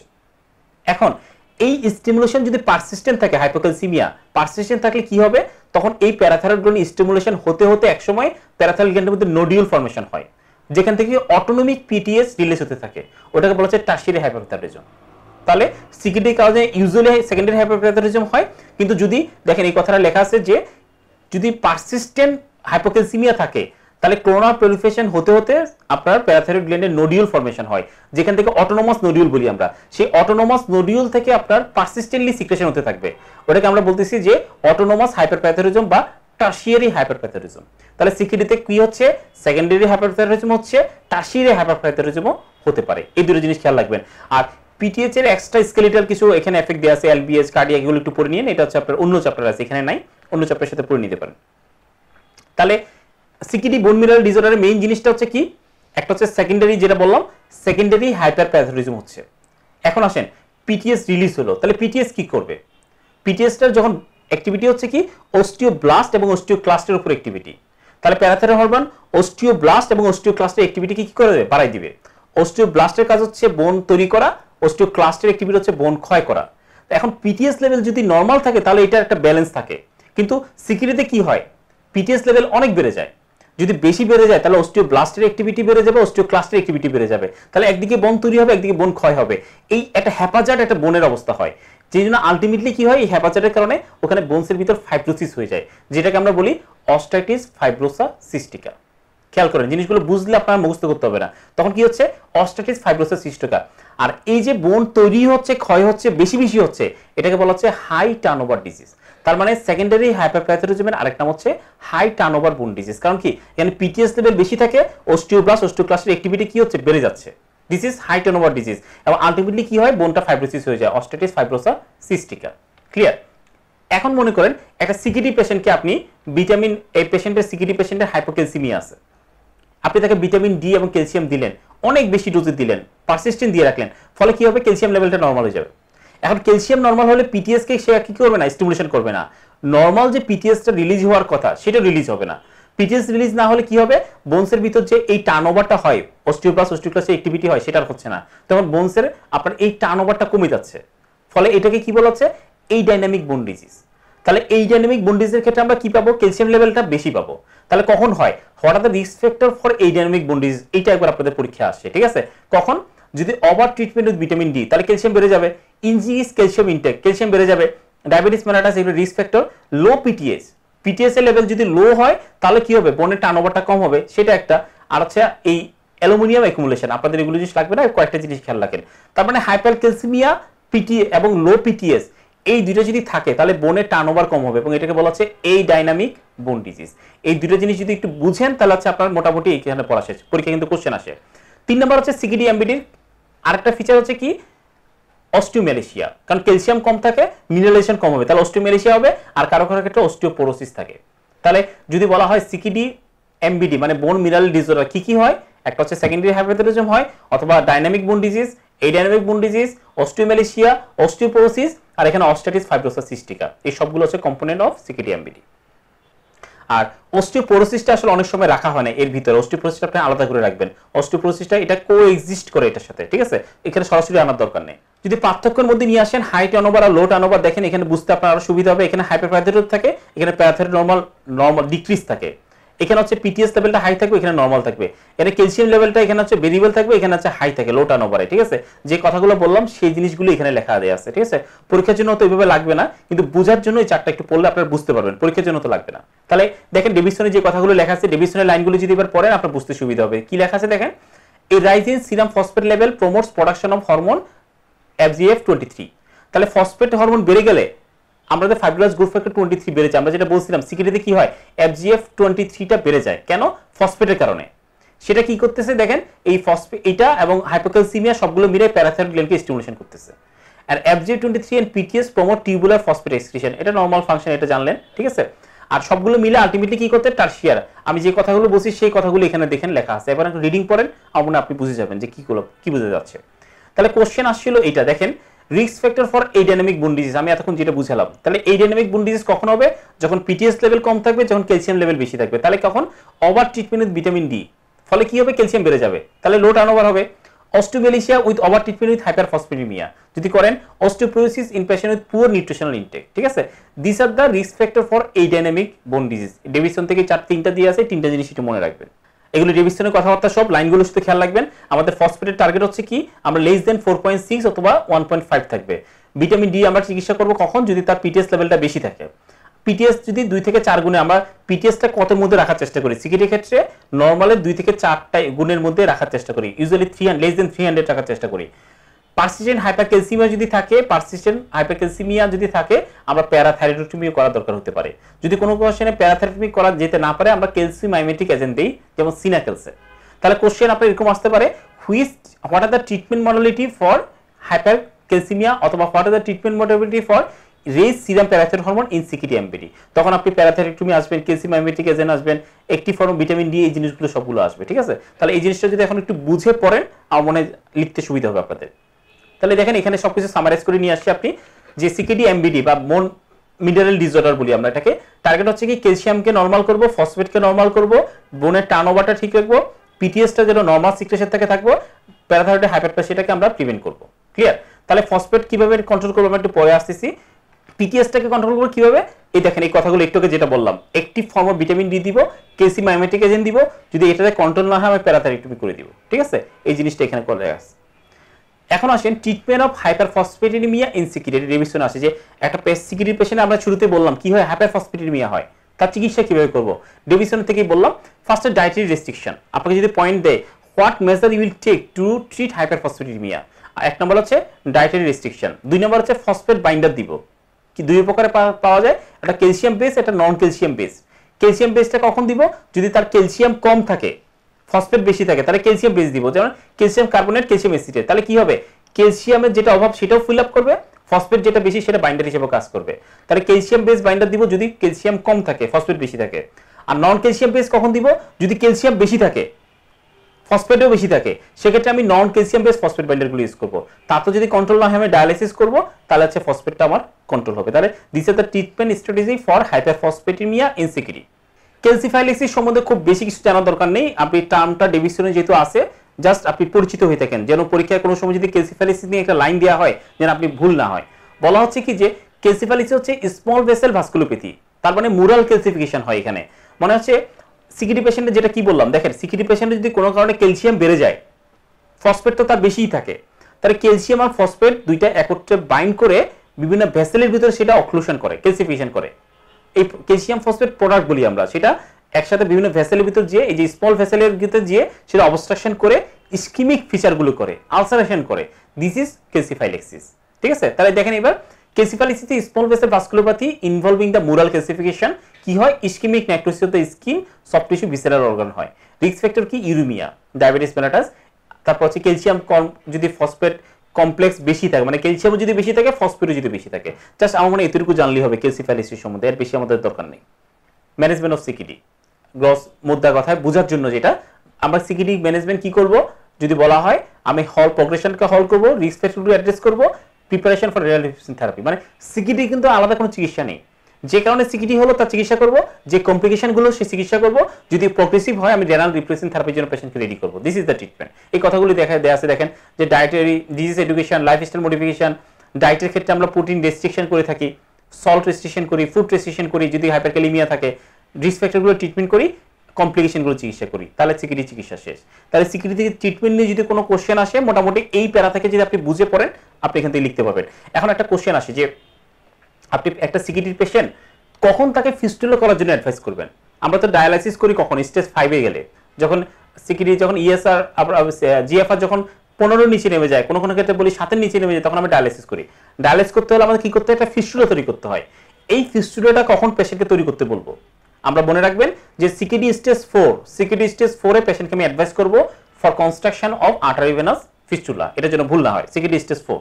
এটা হচ্ছে একটা ইম্পর্টেন্ট স্লাইড, এটা মনে রাখবেন, এটা খুবই ইম্পর্টেন্ট একটা স্লাইড, এটা মনে রাখবেন। ডিভিশন থেকে নেওয়া এসি ইনহিবিটর এবং এআরবি নিয়ে আপনি ফার্মাকোলজিতে পড়বেন, এখানে একটু পড়েন, এই চ্যাপ্টারে যে কথাগুলো দেয়া আছে একটু বুঝেন জিনিসটা। বোঝাটা হচ্ছে কি যে আমরা শুরুতে একে এর কজের মধ্যে পড়ে আসছিলাম, মনে আছে কিনা, যে প্রিরানাল একেআইতে অ্যাফারেন্ট ভ্যাসোকনস্ট্রিকশন করে প্রিরানাল একেআই করতে পারে কে, এসি ইনহিবিটর এআরবি।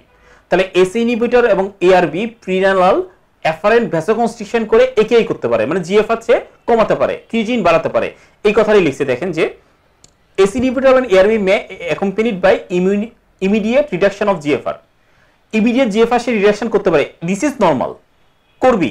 বাট কখন আমি মনে করবো যে আমি এসি ইনহিবিটরটা কন্টিনিউ করতে পারবো না, কতটুকু পর্যন্ত নর্মাল সেটা আমার জানতে হবে। দেখেন তাহলে একটা পেশেন্টকে এসি ইনহিবিটর বা এআরবি দেওয়ার 7 দিন থেকে 10 দিনের মধ্যে তার এই ক্রিয়েটিনিন এবং পটাশিয়ামটা চেক করতে হবে, ঠিক আছে? তাহলে যদি দেখি তার জিএফআর 25% পর্যন্ত বাড়ে, মনে করেন যে তার জিএফআর আগে ছিল 60, এখন হয়ে গেল হচ্ছে 50, 10%, যদি 25%-এর নিচে যদি জিএফআর চেঞ্জ হয় আমি কন্টিনিউ করব। বাট যদি 25%-এর বেশি জিএফআর ফল করে, বেসলাইনের থেকে 25%-এর বেশি জিএফআর ফল করে, আমি এসি ইনহিবিটর এআরবি হল বন্ধ করে দিব। একই সাথে দেখেন পটাশিয়ামের ক্ষেত্রে বলা হচ্ছে মোর দেন 5.5 হলে আমি সেটা হল করব বা বন্ধ করে দিব। দিস ইজ এসি ইনহিবিটর এবং এআরবি ক্ষেত্রে আমি অবশ্যই হাইপারক্যালিমিয়া এবং রেনাল ইমপ্যারমেন্ট, এই দুটো জিনিস আমি একটু খেয়াল রাখার চেষ্টা করব।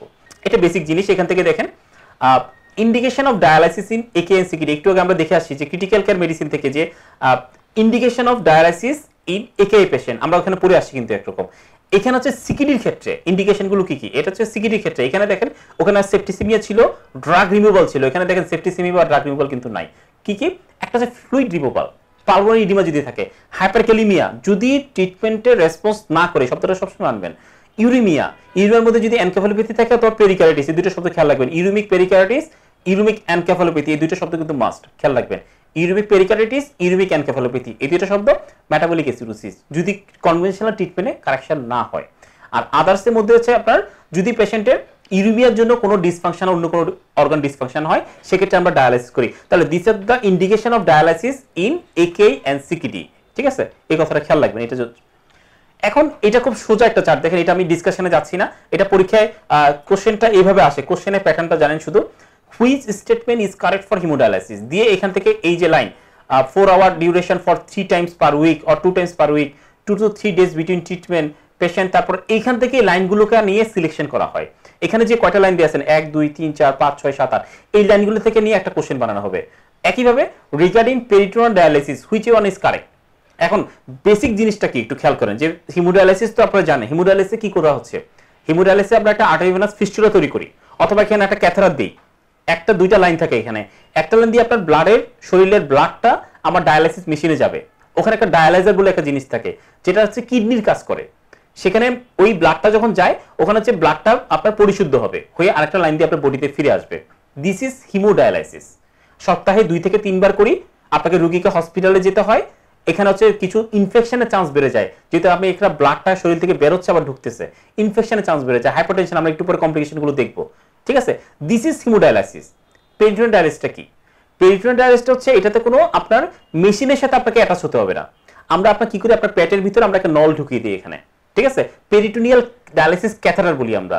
এই নলটা আপনার পেটের মধ্যে আমরা ফিক্সড করে দিব, এইটা আপনার পেটের ভিতরেই থাকবে। আপনাকে একটা পেরিটোনিয়াল ডায়ালাইসিস ফ্লুইড আছে, আপনি বাসায় বসে ওই নলের সাথে আপনি একটা ফ্লুইড যোগ করবেন। এটা দুইটা ওয়ে থাকে, একটা ইনপুট একটা আউটপুট। ইনপুট দিয়ে আপনি মনে করেন 2 লিটার ফ্লুইড আপনার পেরিটোনিয়াল কেভিটিতে আপনি ফ্লুইডটা ঢুকাবেন। ওই নলটা কোথায় প্লেসমেন্ট করা থাকে, ক্যাথেটারটা পেরিটোনিয়াল কেভিটিতে। তাহলে আপনি পেরিটোনিয়াল কেভিটিতে 2 লিটার ফ্লুইড ঢুকালেন, আমরা 2 থেকে 3 ঘন্টা রাখবো। তখন ডিফিউশন মেথডে আপনার পেরিটোনিয়াল যে ব্লাড সাপ্লাই আছে ওখান থেকে আপনার ইউরিক বা মেটাবলিক এন্ড প্রোডাক্টগুলো আপনার সেই ফ্লুইডের মধ্যে চলে আসবে ডিফিউশন দিয়ে। তারপরে 2 ঘন্টা বা 3 ঘন্টা পর আমি 4 ঘন্টা পর ওই ফ্লুইডটা আউটপুট দিয়ে আমরা শরীর থেকে বের করে নিব। দিস ইজ পেরিটোনিয়াল ডায়ালাইসিস, ঠিক আছে। আমি জাস্ট বেসিক কথাটা বললাম। তাহলে পেরিটোনিয়াল ডায়ালাইসিসের ক্ষেত্রে এই কথাগুলো যদি এখন পড়েন আমার মনে হয় আপনার জন্য ইজি হয়ে যাবে, ঠিক আছে। আমরা কি করব না করব সব জানতে পারবেন। এটা হচ্ছে complication. What are the complication? আপনার পরীক্ষায় একবার কোশ্চেন আসে যে একটা ডায়ালাইসিসের পেশেন্ট ডায়ালাইসিস পাচ্ছে, সাডেন আনকনশিয়াস হয়ে গেল, আপনি কি চিন্তা করবেন? এখান থেকে দেখেন কোশ্চেনটা কিন্তু কিভাবে করা হচ্ছে। একটা পেশেন্ট হিমোডায়ালাইসিস পাচ্ছে, সাডেন আনকনশিয়াস হয়ে গেল, আপনি কি চিন্তা করবেন? দেখেন এখানে দেয়া আছে হাইপারটেনশন। হাইপারটেনশন থেকে পেশেন্ট আনকনশিয়াস হতে পারে, কার্ডিয়াক এরিথমিয়া আনকনশিয়াস হতে পারে, সাডেন সিভিয়ার হেমোরেজ আনকনশিয়াস হতে পারে, ইয়ার এম্বলিজম হয়ে আনকনশিয়াস হতে পারে, ডায়ালাইসিস হাইপার সেনসিটিভিটি হয়ে আনকনশিয়াস হতে পারে। তাহলে কোশ্চেনটা কিন্তু আপনাকে এইভাবে ঘুরে এইভাবে করতে পারে। জিনিসটা খেয়াল রাখতে হবে আমাকে যে এই ছকটা থেকে কোশ্চেন কিভাবে করতে পারে। তাহলে আপনি সে যদি এটা জানেন তাহলে হচ্ছে আপনার জন্য কি হবে, পরীক্ষা আনসার করার সুযোগ হবে দেয়। কোশ্চেনটা একবার পরীক্ষা আসছে। সেম একই জিনিস দেখেন পেরিটোনিয়াল ডায়ালাইসিস। পেরিটোনিয়াল ডায়ালাইসিসের মেইন কমপ্লিকেশন হচ্ছে পেরিটোনিয়াইটিস। মেইন কমপ্লিকেশন হচ্ছে পেরিটোনিয়াইটিস। এছাড়া আমাদের আল্টিফিল্ট্রেশন ফেলিউর হতে পারে, মানে এক্সিট সাইড ইনফেকশন হতে পারে, ক্যাথেটার যেটা এখানে লাগাচ্ছি ওখানে ইনফেকশন হতে পারে। আল্টিফিল্ট্রেশন ফেলিউর মানে হচ্ছে প্রপারলি ডায়ালাইসিস নাও হতে পারে। পেরিটোনিয়াল মেমব্রেন ফেলিউর মানে একই জিনিস, স্ক্লেরোজিং পেরিটোনিয়াস মানে পেরিটোনিয়াল মেমব্রেনটা স্ক্লেরোজড হয়ে যায়, ফলে কি হবে, ডায়ালাইসিসটা কম হবে, ঠিক আছে। This are the complication of peritoneal dialysis. Just ভিতরে ঢোকার দরকার নেই, আপনি হেডলাইনগুলো খেয়াল রাখেন।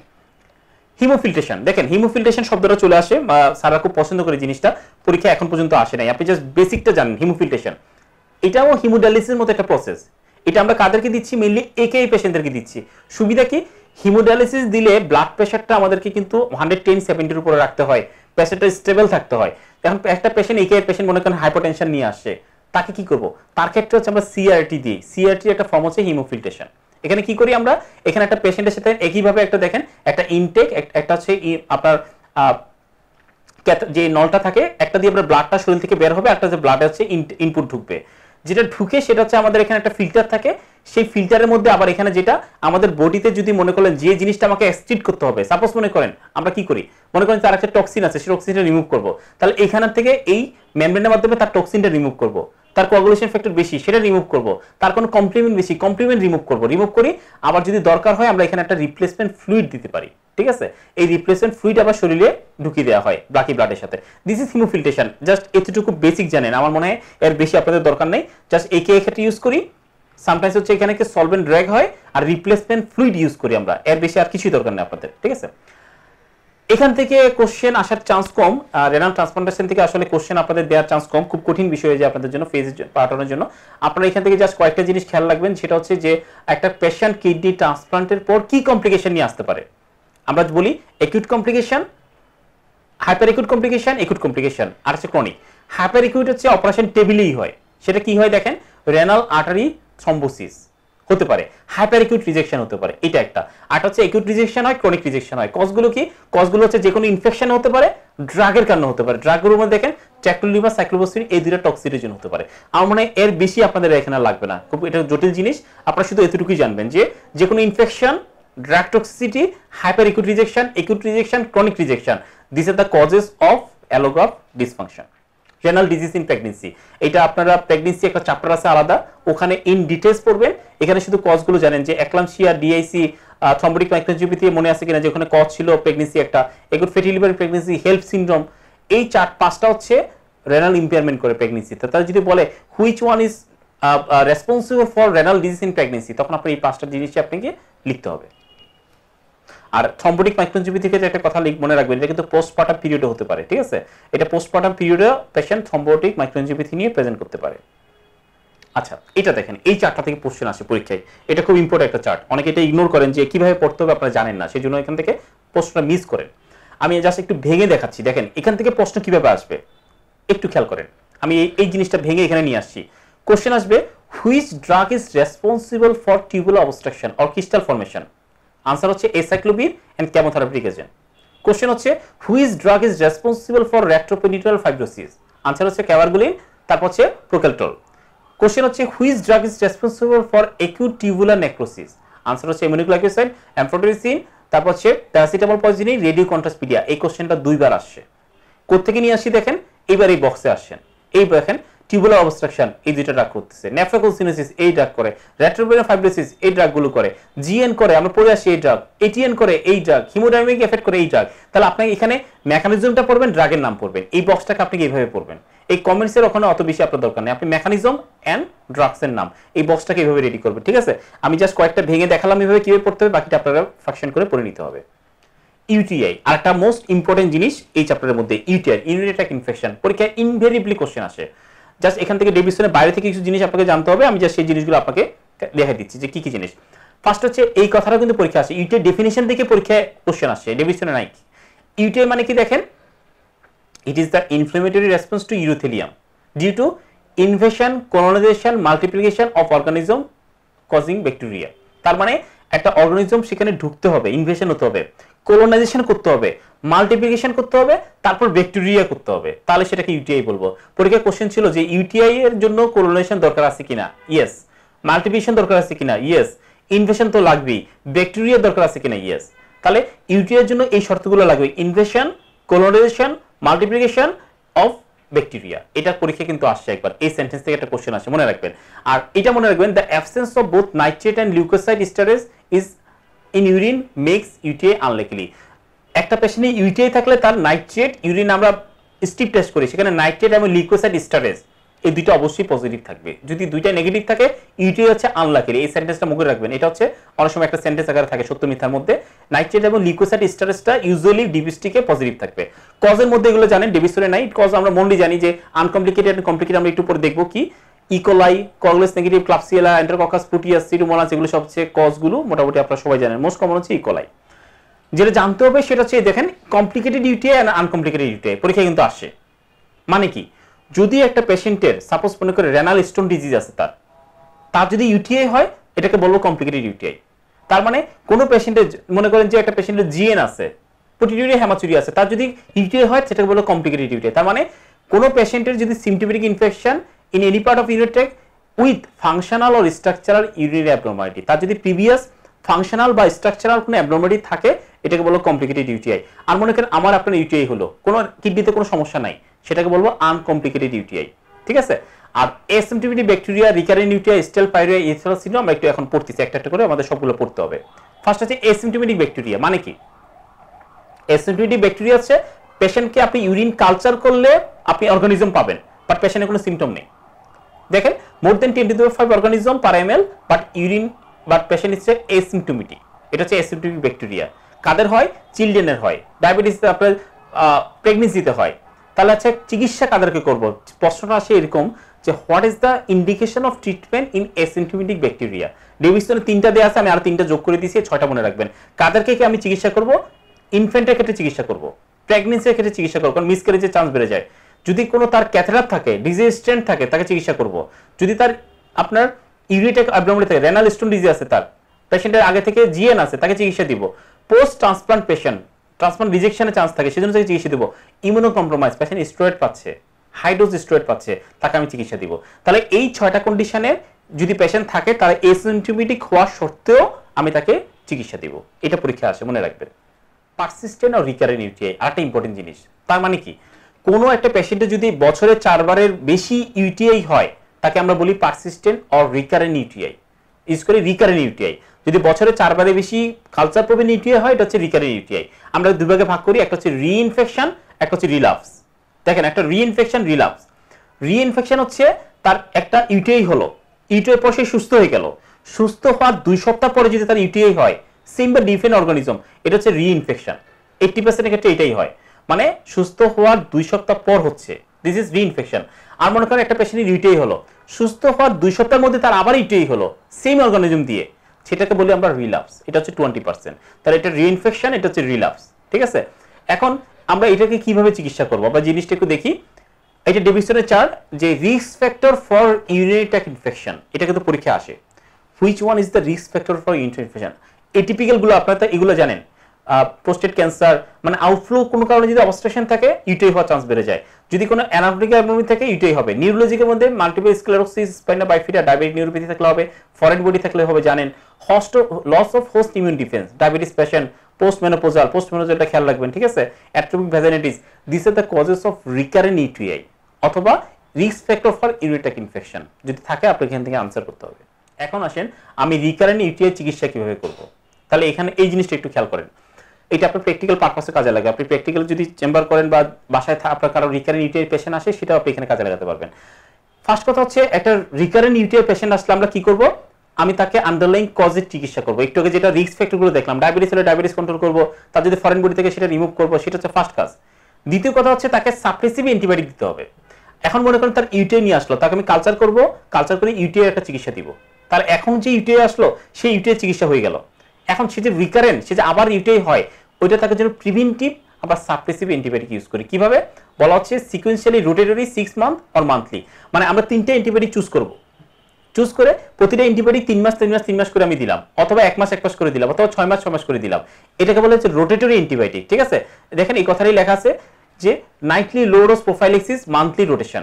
ট্রাইমেথিওপ্রিন 1 মাস দিলাম, নাইট্রিফিলিন 1 মাস দিলাম, সেফালেক্সিন 1 মাস দিলাম। এইভাবে রোটেটরি আমি অ্যান্টিবায়োটিক দিব, সাপ্রেসিভ অ্যান্টিবায়োটিক। কেন প্রোফাইলেক্টিক দিচ্ছি? কেন? প্রিভেনশন অফ রিকারেন্ট ইউটিআই, অথবা কোট্রাইমোক্সিল, অ্যামোক্সিসিলিন, ঠিক আছে এগুলি। আর প্রোফাইলেক্সিস কতদিন দেই? ইউজুয়ালি 1 ইয়ার। তাহলে এই সবগুলো জিনিস একটু ডেভিশন থেকে নেওয়া, এগুলো একটু মনে রাখবেন, ঠিক আছে। যে রিকারেন্ট ইউটিআই চিকিৎসা, which statement is correct for recurrent UTI. তখন আপনাকে প্রোফাইলেক্সিস গিভেন ফর 1 ইয়ার, কোন ড্রাগটা দেওয়া হচ্ছে, কত মাস ধরে দেওয়া হচ্ছে, কিভাবে রোটেশন করে দেওয়া হচ্ছে, এই কজগুলো আপনাকে জানতে হবে, ঠিক আছে। আচ্ছা, এটা হচ্ছে প্রিভেনশনের কিছু নন ফার্মাকোলজিক্যাল টেকনিক অ্যাডভাইস। এটা একবার পরীক্ষা আসে, which one is measures to prevent recurrent UTI. Non pharmacological কি কি দেখেন, আমি তাকে ইউরিন ইনটেক করতে বলবো at least 2 litre, regular complete bladder, এগুলো সবাই পারবেন, হাইজিন পারবেন, অ্যাভয়েড কনস্টিপেশনের ডেভিশনে নাই, এটা মনে রাখবেন। কারো যদি কনস্টিপেশন থাকে তার কিন্তু রিকারেন্ট ইউটিআই একটা চান্স বেড়ে যায়, এটা খেয়াল রাখবেন। ক্র্যানবেরি জুস অথবা ট্যাবলেট, আমাদের দেশে কিন্তু এখন জুস পাওয়া যাচ্ছে ক্র্যানবেরি জুস, এটা খেয়াল রাখবেন। ডাবল ভয়েডিং, এটা অনেকে আমরা বুঝি না। ডাবল ভয়েডিং মানে হচ্ছে কি, পার্সন ইউরিনের জন্য গেল, ওয়াশরুমে গেল, একবার সে ইউরিন আউটপুট করলো, করার পর সে কিছুক্ষণ দাঁড়ায় থাকবে ভিতরে, তারপর সেকেন্ডে সে আবার ইউরিন আউটপুট করবে, তার আর্স থাকুক আর না থাকুক, এটাকে বলা হচ্ছে ডাবল ভয়েডিং। আর যদি পোস্ট মেনোপজাল ওমেন থাকে অথবা অ্যাট্রোপিক ভ্যাজাইনাইটিস থাকে, আমরা ইস্ট্রোজেন ক্রিম ইউজ করব, ঠিক আছে। এই দুইটা জিনিস, oestrogen cream, constipation, double voiding, cranberry juice, এই জিনিসগুলো একটু খেয়াল রাখবে, ঠিক আছে, পরীক্ষা থাকে। স্টেরাল পাইউরিয়া কি জিনিস? স্টেরাল পাইউরিয়া হচ্ছে পেশেন্টের ইউরিনে কালচার নেগেটিভ, বাট ইউরিনারিতে পাসেল থাকবে। জিনিসটা ক্লিয়ার হন। স্টেরাল পাইউরিয়া হচ্ছে কালচারে কোনো অর্গানিজম নাই, বাট ইউরিনারিতে করলে আপনি পাসেল 5 to 6, 10 to 20 অথবা 20 পাবেন। This is sterile pyuria. Cause কি আমরা মনে আছে কিনা, আমি রেনাল স্টোন ডিজিজ পড়ার সময় বলছিলাম, renal stone disease cause sterile pyuria. তাহলে এসে ক্যালকুলাই, আমি টিআইএন পড়ার সময় বলছিলাম this is cause sterile pyuria, renal TB cause sterile pyuria. Other কি, ক্ল্যামাইডিয়া, যে অর্গানিজমগুলো আমার কালচারে আসে না, ক্ল্যামাইডিয়া, অথবা partially treated UTI, prostatitis, bladder tumour, তাহলে দিস কজ স্টেরাল পাইউরিয়া। তাহলে যদি পরীক্ষায় কোশ্চেন আসে যে a patient presented to you with pus cell 5 to 7 but culture reveals no organism, which may be underlying possibility, মানে কালচারে কিছু নাই, ইউরিনারিতে পাসেল পাওয়া যাচ্ছে, পসিবিলিটি কোনটা, তখন আপনাকে এই ডিডিগুলো আপনাকে লিখতে হবে, ঠিক আছে। ডেভিশনে কিন্তু এটা এইভাবে নাই, এটা মনে রাখবেন, স্টেরাল পাইউরিয়া। এখন আসেন একুট পাইলোনেফ্রাইটিস, এটা থেকে একবার কোশ্চেন আসে। একুট পাইলোনেফ্রাইটিস কখন? একটা পেশেন্টের ইউটিআই হলো, আপনি ইউটিআইটা চিকিৎসা ভালো মতো করলেন না, তখন এই লোয়ার ইউরিনারি ট্র্যাক্ট থেকে ইউটিআইটা প্রগ্রেস হয়ে আপনার কিডনিকে ইনভলভ করে যাবে, এটাকে বলা হচ্ছে একুট পাইলোনেফ্রাইটিস। তাহলে একুট পাইলোনেফ্রাইটিসে একটা ট্রায়াড থাকে, কি কি থাকে? Low and pain, fever, acid with chills and rigour and tenderness over kidney. এই ট্রায়াড যদি থাকে তাহলে পাইলোনেফ্রাইটিস বলি আমরা। আমরা কিন্তু অনেকগুলো ট্রায়াড আমরা পড়ে আসছি, আমরা টিউবার ইন্টারস্টিশিয়াল ডিজিজের জন্য একটা ট্রায়াড পড়ে আসছি, রেনালসের কার্সিনোমার জন্য একটা ট্রায়াড পড়ছি, এখানে একুট পাইলোনেফ্রাইটিস জন্য একটা ট্রায়াড, কি কি? Low and pain, fever, tenderness over the kidney, this the triad for acute pyelonephritis. এখানে কি হচ্ছে? এখানে হচ্ছে renal infection is almost always caused by organism ascending from the bladder, মানে অর্গানিজমটা কোথা থেকে আসতেছে? ব্লাডার থেকে উপরের দিকে অ্যাসেন্ডিং করে যাচ্ছে। কোন অর্গানিজমগুলো মেইনলি অ্যাবসেস করে? এখানে কমপ্লিকেশন হিসেবে অ্যাবসেস হতে পারে কারা? স্টেফাইলোকক্কাই। তাহলে স্টেফাইলোকক্কাইয়ের মাধ্যমে রেনাল বা পেরিনেফ্রিক অ্যাবসেস ফর্ম হতে পারে, লাইনগুলো শুধু মনে রাখবেন, staphylococci, perinephric abscess. Fragments of renal papillary tissue may be identified histologically. আমি হিস্টোলজিক্যালি যদি বায়োপসি করি তাহলে fragments of renal papillary tissue আমি পেতে পারি, ঠিক আছে, এটা একটা। আর ট্রিটেড যদি ইউটিআই থেকে একুট পাইলোনেফ্রাইটিসে কি হতে পারে, অবস্ট্রাকশন হতে পারে এবং একেই ডেভেলপ করতে পারে পেশেন্ট। সেজন্য আমাদের অনেক সময় বলা হচ্ছে এখানে আমাকে ইনস্ট্রুমেন্টেশন করে অবস্ট্রাকশনও রিলিভ করতে হতে পারে। রিস্ক ফ্যাক্টরগুলো কি, রিস্ক ফ্যাক্টর হচ্ছে আমাদের যেগুলো ইউটিআই যে রিস্ক ফ্যাক্টর, সেই রিস্ক ফ্যাক্টরগুলো। তাহলে একুট পাইলোনেফ্রাইটিসের ক্ষেত্রে এই শব্দগুলো একটু খেয়াল রাখবেন। স্টেফিলোকক্কাই দিয়ে রেনাল পেরিনেফ্রিক অ্যাবসেস হয়, হিস্টোলজিক্যালি পেপিলারি টিস্যু পেতে পারি, এ ট্রায়াড থাকে, আর হচ্ছে পেশেন্ট ইউরিনারি অবস্ট্রাকশন অথবা একেই নিয়ে প্রেজেন্ট করতে পারে। এখানে দুইটা টার্ম একটু খেয়াল রাখবেন ডেভিডসন থেকে যেটা জিনিস নিয়ে। একুট পাইলোনেফ্রাইটিসের দুইটা ফর্ম হতে পারে, যেটা severe form of acute pyelonephritis কি, একটাকে বলা হচ্ছে emphysematous pyelonephritis. Severe form of acute pyelonephritis থেকে কি হয়, গ্যাস ফর্মিং কোনো অর্গানিজম যদি হয় ওখান থেকে এই নেক্রোটাইজিং পাইলোনেফ্রাইটিসটা হয়। এটা একটু ডেডলি ফ্যাটাল ডিজিজ। ইউজুয়ালি কাদের হয়, ডায়াবেটিস মেলিটাসের। ডেভিডসনের দুইটা লাইন দিয়ে আছে, আপনি দুইটা লাইনই মনে রাখেন। কি কি, ডায়াবেটিস মেলিটাস পেশেন্টদেরকে গ্যাস ফর্মিং অর্গানিজম দিয়ে এই নেক্রোটাইজিং পাইলোনেফ্রাইটিস হতে পারে, এটাকে বলা হচ্ছে এমফাইসোমেটাস পাইলোনেফ্রাইটিস। শেষ। আরেকটা ফর্ম বলা হচ্ছে জ্যান্থোগ্রানুলোমাটাস পাইলোনেফ্রাইটিস। কাদের হয়, এটাকে বলা হচ্ছে রেনালসের কার্সিনোমার মতো। যদি কারো অবস্ট্রাকশন থাকে, ইউরিনারি ট্র্যাক্টে যদি অবস্ট্রাকশন থাকে, তার জ্যান্থোগ্রানুলোমাটাস পাইলোনেফ্রাইটিস হতে পারে। তাকে আপনি কি পাবেন পরীক্ষা করলে, আপনি ফোমি ম্যাক্রোফেজ পাবো আমরা। ট্রিটমেন্ট হচ্ছে কি, নেফ্রেক্টমি। দেখেন তাহলে এই এমফাইসোমেটাস পাইলোনেফ্রাইটিস এন্ড জ্যান্থোগ্রানুলোমাটাস পাইলোনেফ্রাইটিস এটা যে কোনো সময় আপনাদের পরীক্ষা চলে আসবে, রিসেন্টলি কিন্তু আসে নাই। এটা একটু এইভাবে এই পয়েন্ট আকারে খেয়াল রাখবেন। আমি পয়েন্টগুলো দিয়ে দিচ্ছি, এতটুকু পড়লে আপনাদের এনাফ, ঠিক আছে। আর আদার কমপ্লিকেশনের মধ্যে যেটা একটু আগে বলে আসলাম, পেরিনেফ্রিক অ্যাবসেস হতে পারে, স্টেফিলোকক্কাই দিয়ে ইউরিটাক অবস্ট্রাকশন হতে পারে। আর অবস্ট্রাকশন থাকলে সেটা আমাদেরকে কি করতে হবে, রিলিফ করতে হবে। রেনাল টিউবারক্লোসিস খুব বেশি কিছু এখান থেকে পড়ার দরকার নেই, পরীক্ষার জন্য খুব বেশি এটা ইম্পর্টেন্ট না। খালি এই কয়েকটা কথা খেয়াল রাখেন যে রেনাল টিবিটা মেনলি রেনাল কর্টেক্সে ইনভলভ করে, ক্যালসিফিকেশন হয়, এখানে ফ্রিকোয়েন্সি ডিজিউরিয়া থাকে, একটু আগে যেটা পড়ে আসলাম স্টেরাল পাইউরিয়া হয়। ট্রিটমেন্ট হচ্ছে স্ট্যান্ডার্ড যে ট্রিটমেন্ট দিচ্ছি সেই ট্রিটমেন্ট করলেই হবে, ঠিক আছে। তাহলে রেনাল টিবি থেকে মনে রাখবেন কর্টেক্স ইনভলভ হয়, ক্যালসিফিকেশন হয়, পেশেন্ট ফ্রিকোয়েন্সি আরজিসি নিয়ে আসে, স্টেরাল পাইউরিয়া হয়। এই কয়েকটা কথা মনে রাখলেই হবে। আমরা লাস্ট স্লাইডে চলে আসি, সেটা হচ্ছে বিনাইন এনলার্জমেন্ট অফ প্রোস্টেট। কি জিনিস সবাই জানি। এখন এখান থেকে একটা কোশ্চেন পরীক্ষা আসছে, ঠিক আছে। এখন এখান থেকে কোশ্চেনের মধ্যে দেখেন এই বক্সটা থেকে একটা কোশ্চেন আসে। আমরা প্র্যাকটিক্যালি একটা জিনিস আপনাদেরকে বলি, কাউকে যদি আপনি বিইপি সাসপেক্ট করেন, একটা ওল্ড এজের মেল, তার আর্জেন্সি এজিটেন্সি আছে, আপনি যখন আল্ট্রাসোনোগ্রামে অ্যাডভাইস দিবেন সাথে অবশ্যই প্রোস্টেট ভলিউমটা মেজার করতে বলবেন। কেন দেখেন, এই যে দেখেন এখানে যদি প্রোস্টেট ভলিউম লেস দেন 30 গ্রাম হয় আল্ট্রাসোনোগ্রামে, তাহলে আমি আলফা অ্যাডেনোসেপ্টর ব্লকারগুলো ইউজ করি, যেমন টামসুলুসিন। দেখেন আলফা অ্যাডেনোসেপ্টর ব্লকার কি, টামসুলুসিন। আর যদি প্রোস্টেটের ভলিউম মোর দেন 30 গ্রাম হয় আল্ট্রাসোনোগ্রামে, 5 আলফা রিডাক্স ইনহিবিটর ইউজ করি, প্লাস মানে সেটা মানে ফিনিস্টেরয়েড ডুটেস্টেরয়েড। তাহলে আপনাকে পরীক্ষায় কোশ্চেন আসবে এরকম, যে কোশ্চেনটা আসছিল সেই কোশ্চেনটা ছিল এরকম, which of the following drugs are used for BP, tamsulosin, finasteride, dutasteride, আরও কিছু ড্রাগের নাম দেওয়া ছিল। তাহলে আপনার আনসার হবে টামসুলুসিন, ফিনিস্টেরয়েড, ডোটেস্টেরয়েড। তাহলে নেক্সট কোশ্চেন কিন্তু এভাবে আসবে না, নেক্সট কোশ্চেন তো আপনাকে এইভাবে দিবে যে ইফ এ পেশেন্টস প্রোস্টেটের weight is more than 30 gram, which drug will you use. তাহলে সেখানে আপনি কি ইউজ করবেন, ফিনিস্টেরয়েড, ডোটেস্টেরয়েড, ঠিক আছে। এই দুটো জিনিস আপনি এখানে সুন্দর করে আপনি ইউজ করতে পারতেছেন। এই ওকে, তাহলে আমরা এই দুটো জিনিস যদি আমরা ইউজ করতে তাহলে দেখবেন যে এখানে আমার এটা ক্লিয়ার হয়ে যাচ্ছে। ওকে, তাহলে এই জায়গা থেকে এই জিনিসটা আমরা যদি পড়ি আমার মনে হয় জিনিসটা ক্লিয়ার হয়ে যাবে। তাহলে মোটামুটি দেখেন আমার মোটামুটি শেষ করে নিয়ে আসি যে নেফ্রোলজি এবং মেটাবলিক মেডিসিন আমি চেষ্টা করছি সবগুলো সেগমেন্ট কভার করার, এবং প্র্যাকটিক্যাল পরীক্ষা যেভাবে আসে সেভাবে একটু আমি আপনাকে স্লাইডগুলো প্রেজেন্ট করে দিয়েছি। যে জিনিসটা ডেভিডসনে নাই সেটা আপনি ডেভিডসনে উঠাই নেবেন, ডেভিডসনটাকে সিস্টেমেটিক্যালি পড়বেন, এইটা হচ্ছে আমার অ্যাডভাইস। সিস্টেমেটিক্যালি যদি না পড়েন আপনি হাজার পড়েও পার্ট ওয়ানে ভালো করতে পারবেন না। আপনাকে সিস্টেমটা যেতে হবে, আপনাকে বুঝতে হবে কিভাবে কোশ্চেন আসে, স্যাররা কিভাবে কোশ্চেন করে, সেন্টেন্সগুলোকে কিভাবে ট্রুটাকে ফলস বানায়, ফলসটাকে ট্রু বানায়। আপনি যদি জিনিসগুলো ধরতে পারেন তাহলে আপনার এই পড়াটা ভালো হবে।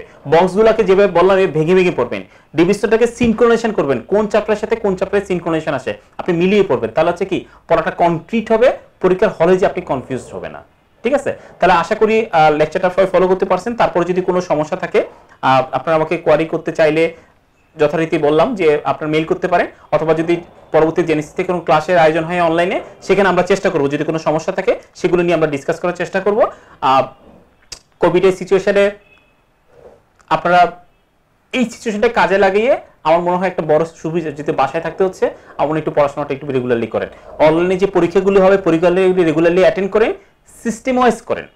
আর শুরুতে যে কথাটা বলছিলাম প্রথম লেকচারের সময় যে একটা প্ল্যানিং ছাড়া আপনি পার্ট 1 পাস করতে পারবেন না। আপনাকে একটা যথাযথ একটা প্ল্যানিং থাকতে হবে, সেই প্ল্যান অনুযায়ী আপনি অ্যাকশন প্ল্যান করবেন, তারপর হচ্ছে আপনি পারফর্ম করবেন, দেন হচ্ছে পাস করতে পারবেন। ঠিক আছে, তাহলে আমরা আশা করি আপনারা নেক্সট পরীক্ষায় যদি সঠিকভাবে প্রিপারেশন নিতে পারেন এবং সবাই ইনশাআল্লাহ খুব ভালো করবেন। সবাইকে আন্তরিক ধন্যবাদ জানিয়ে আমরা আজকে লেকচার এখানে শেষ করতেছি। আসসালামু আলাইকুম।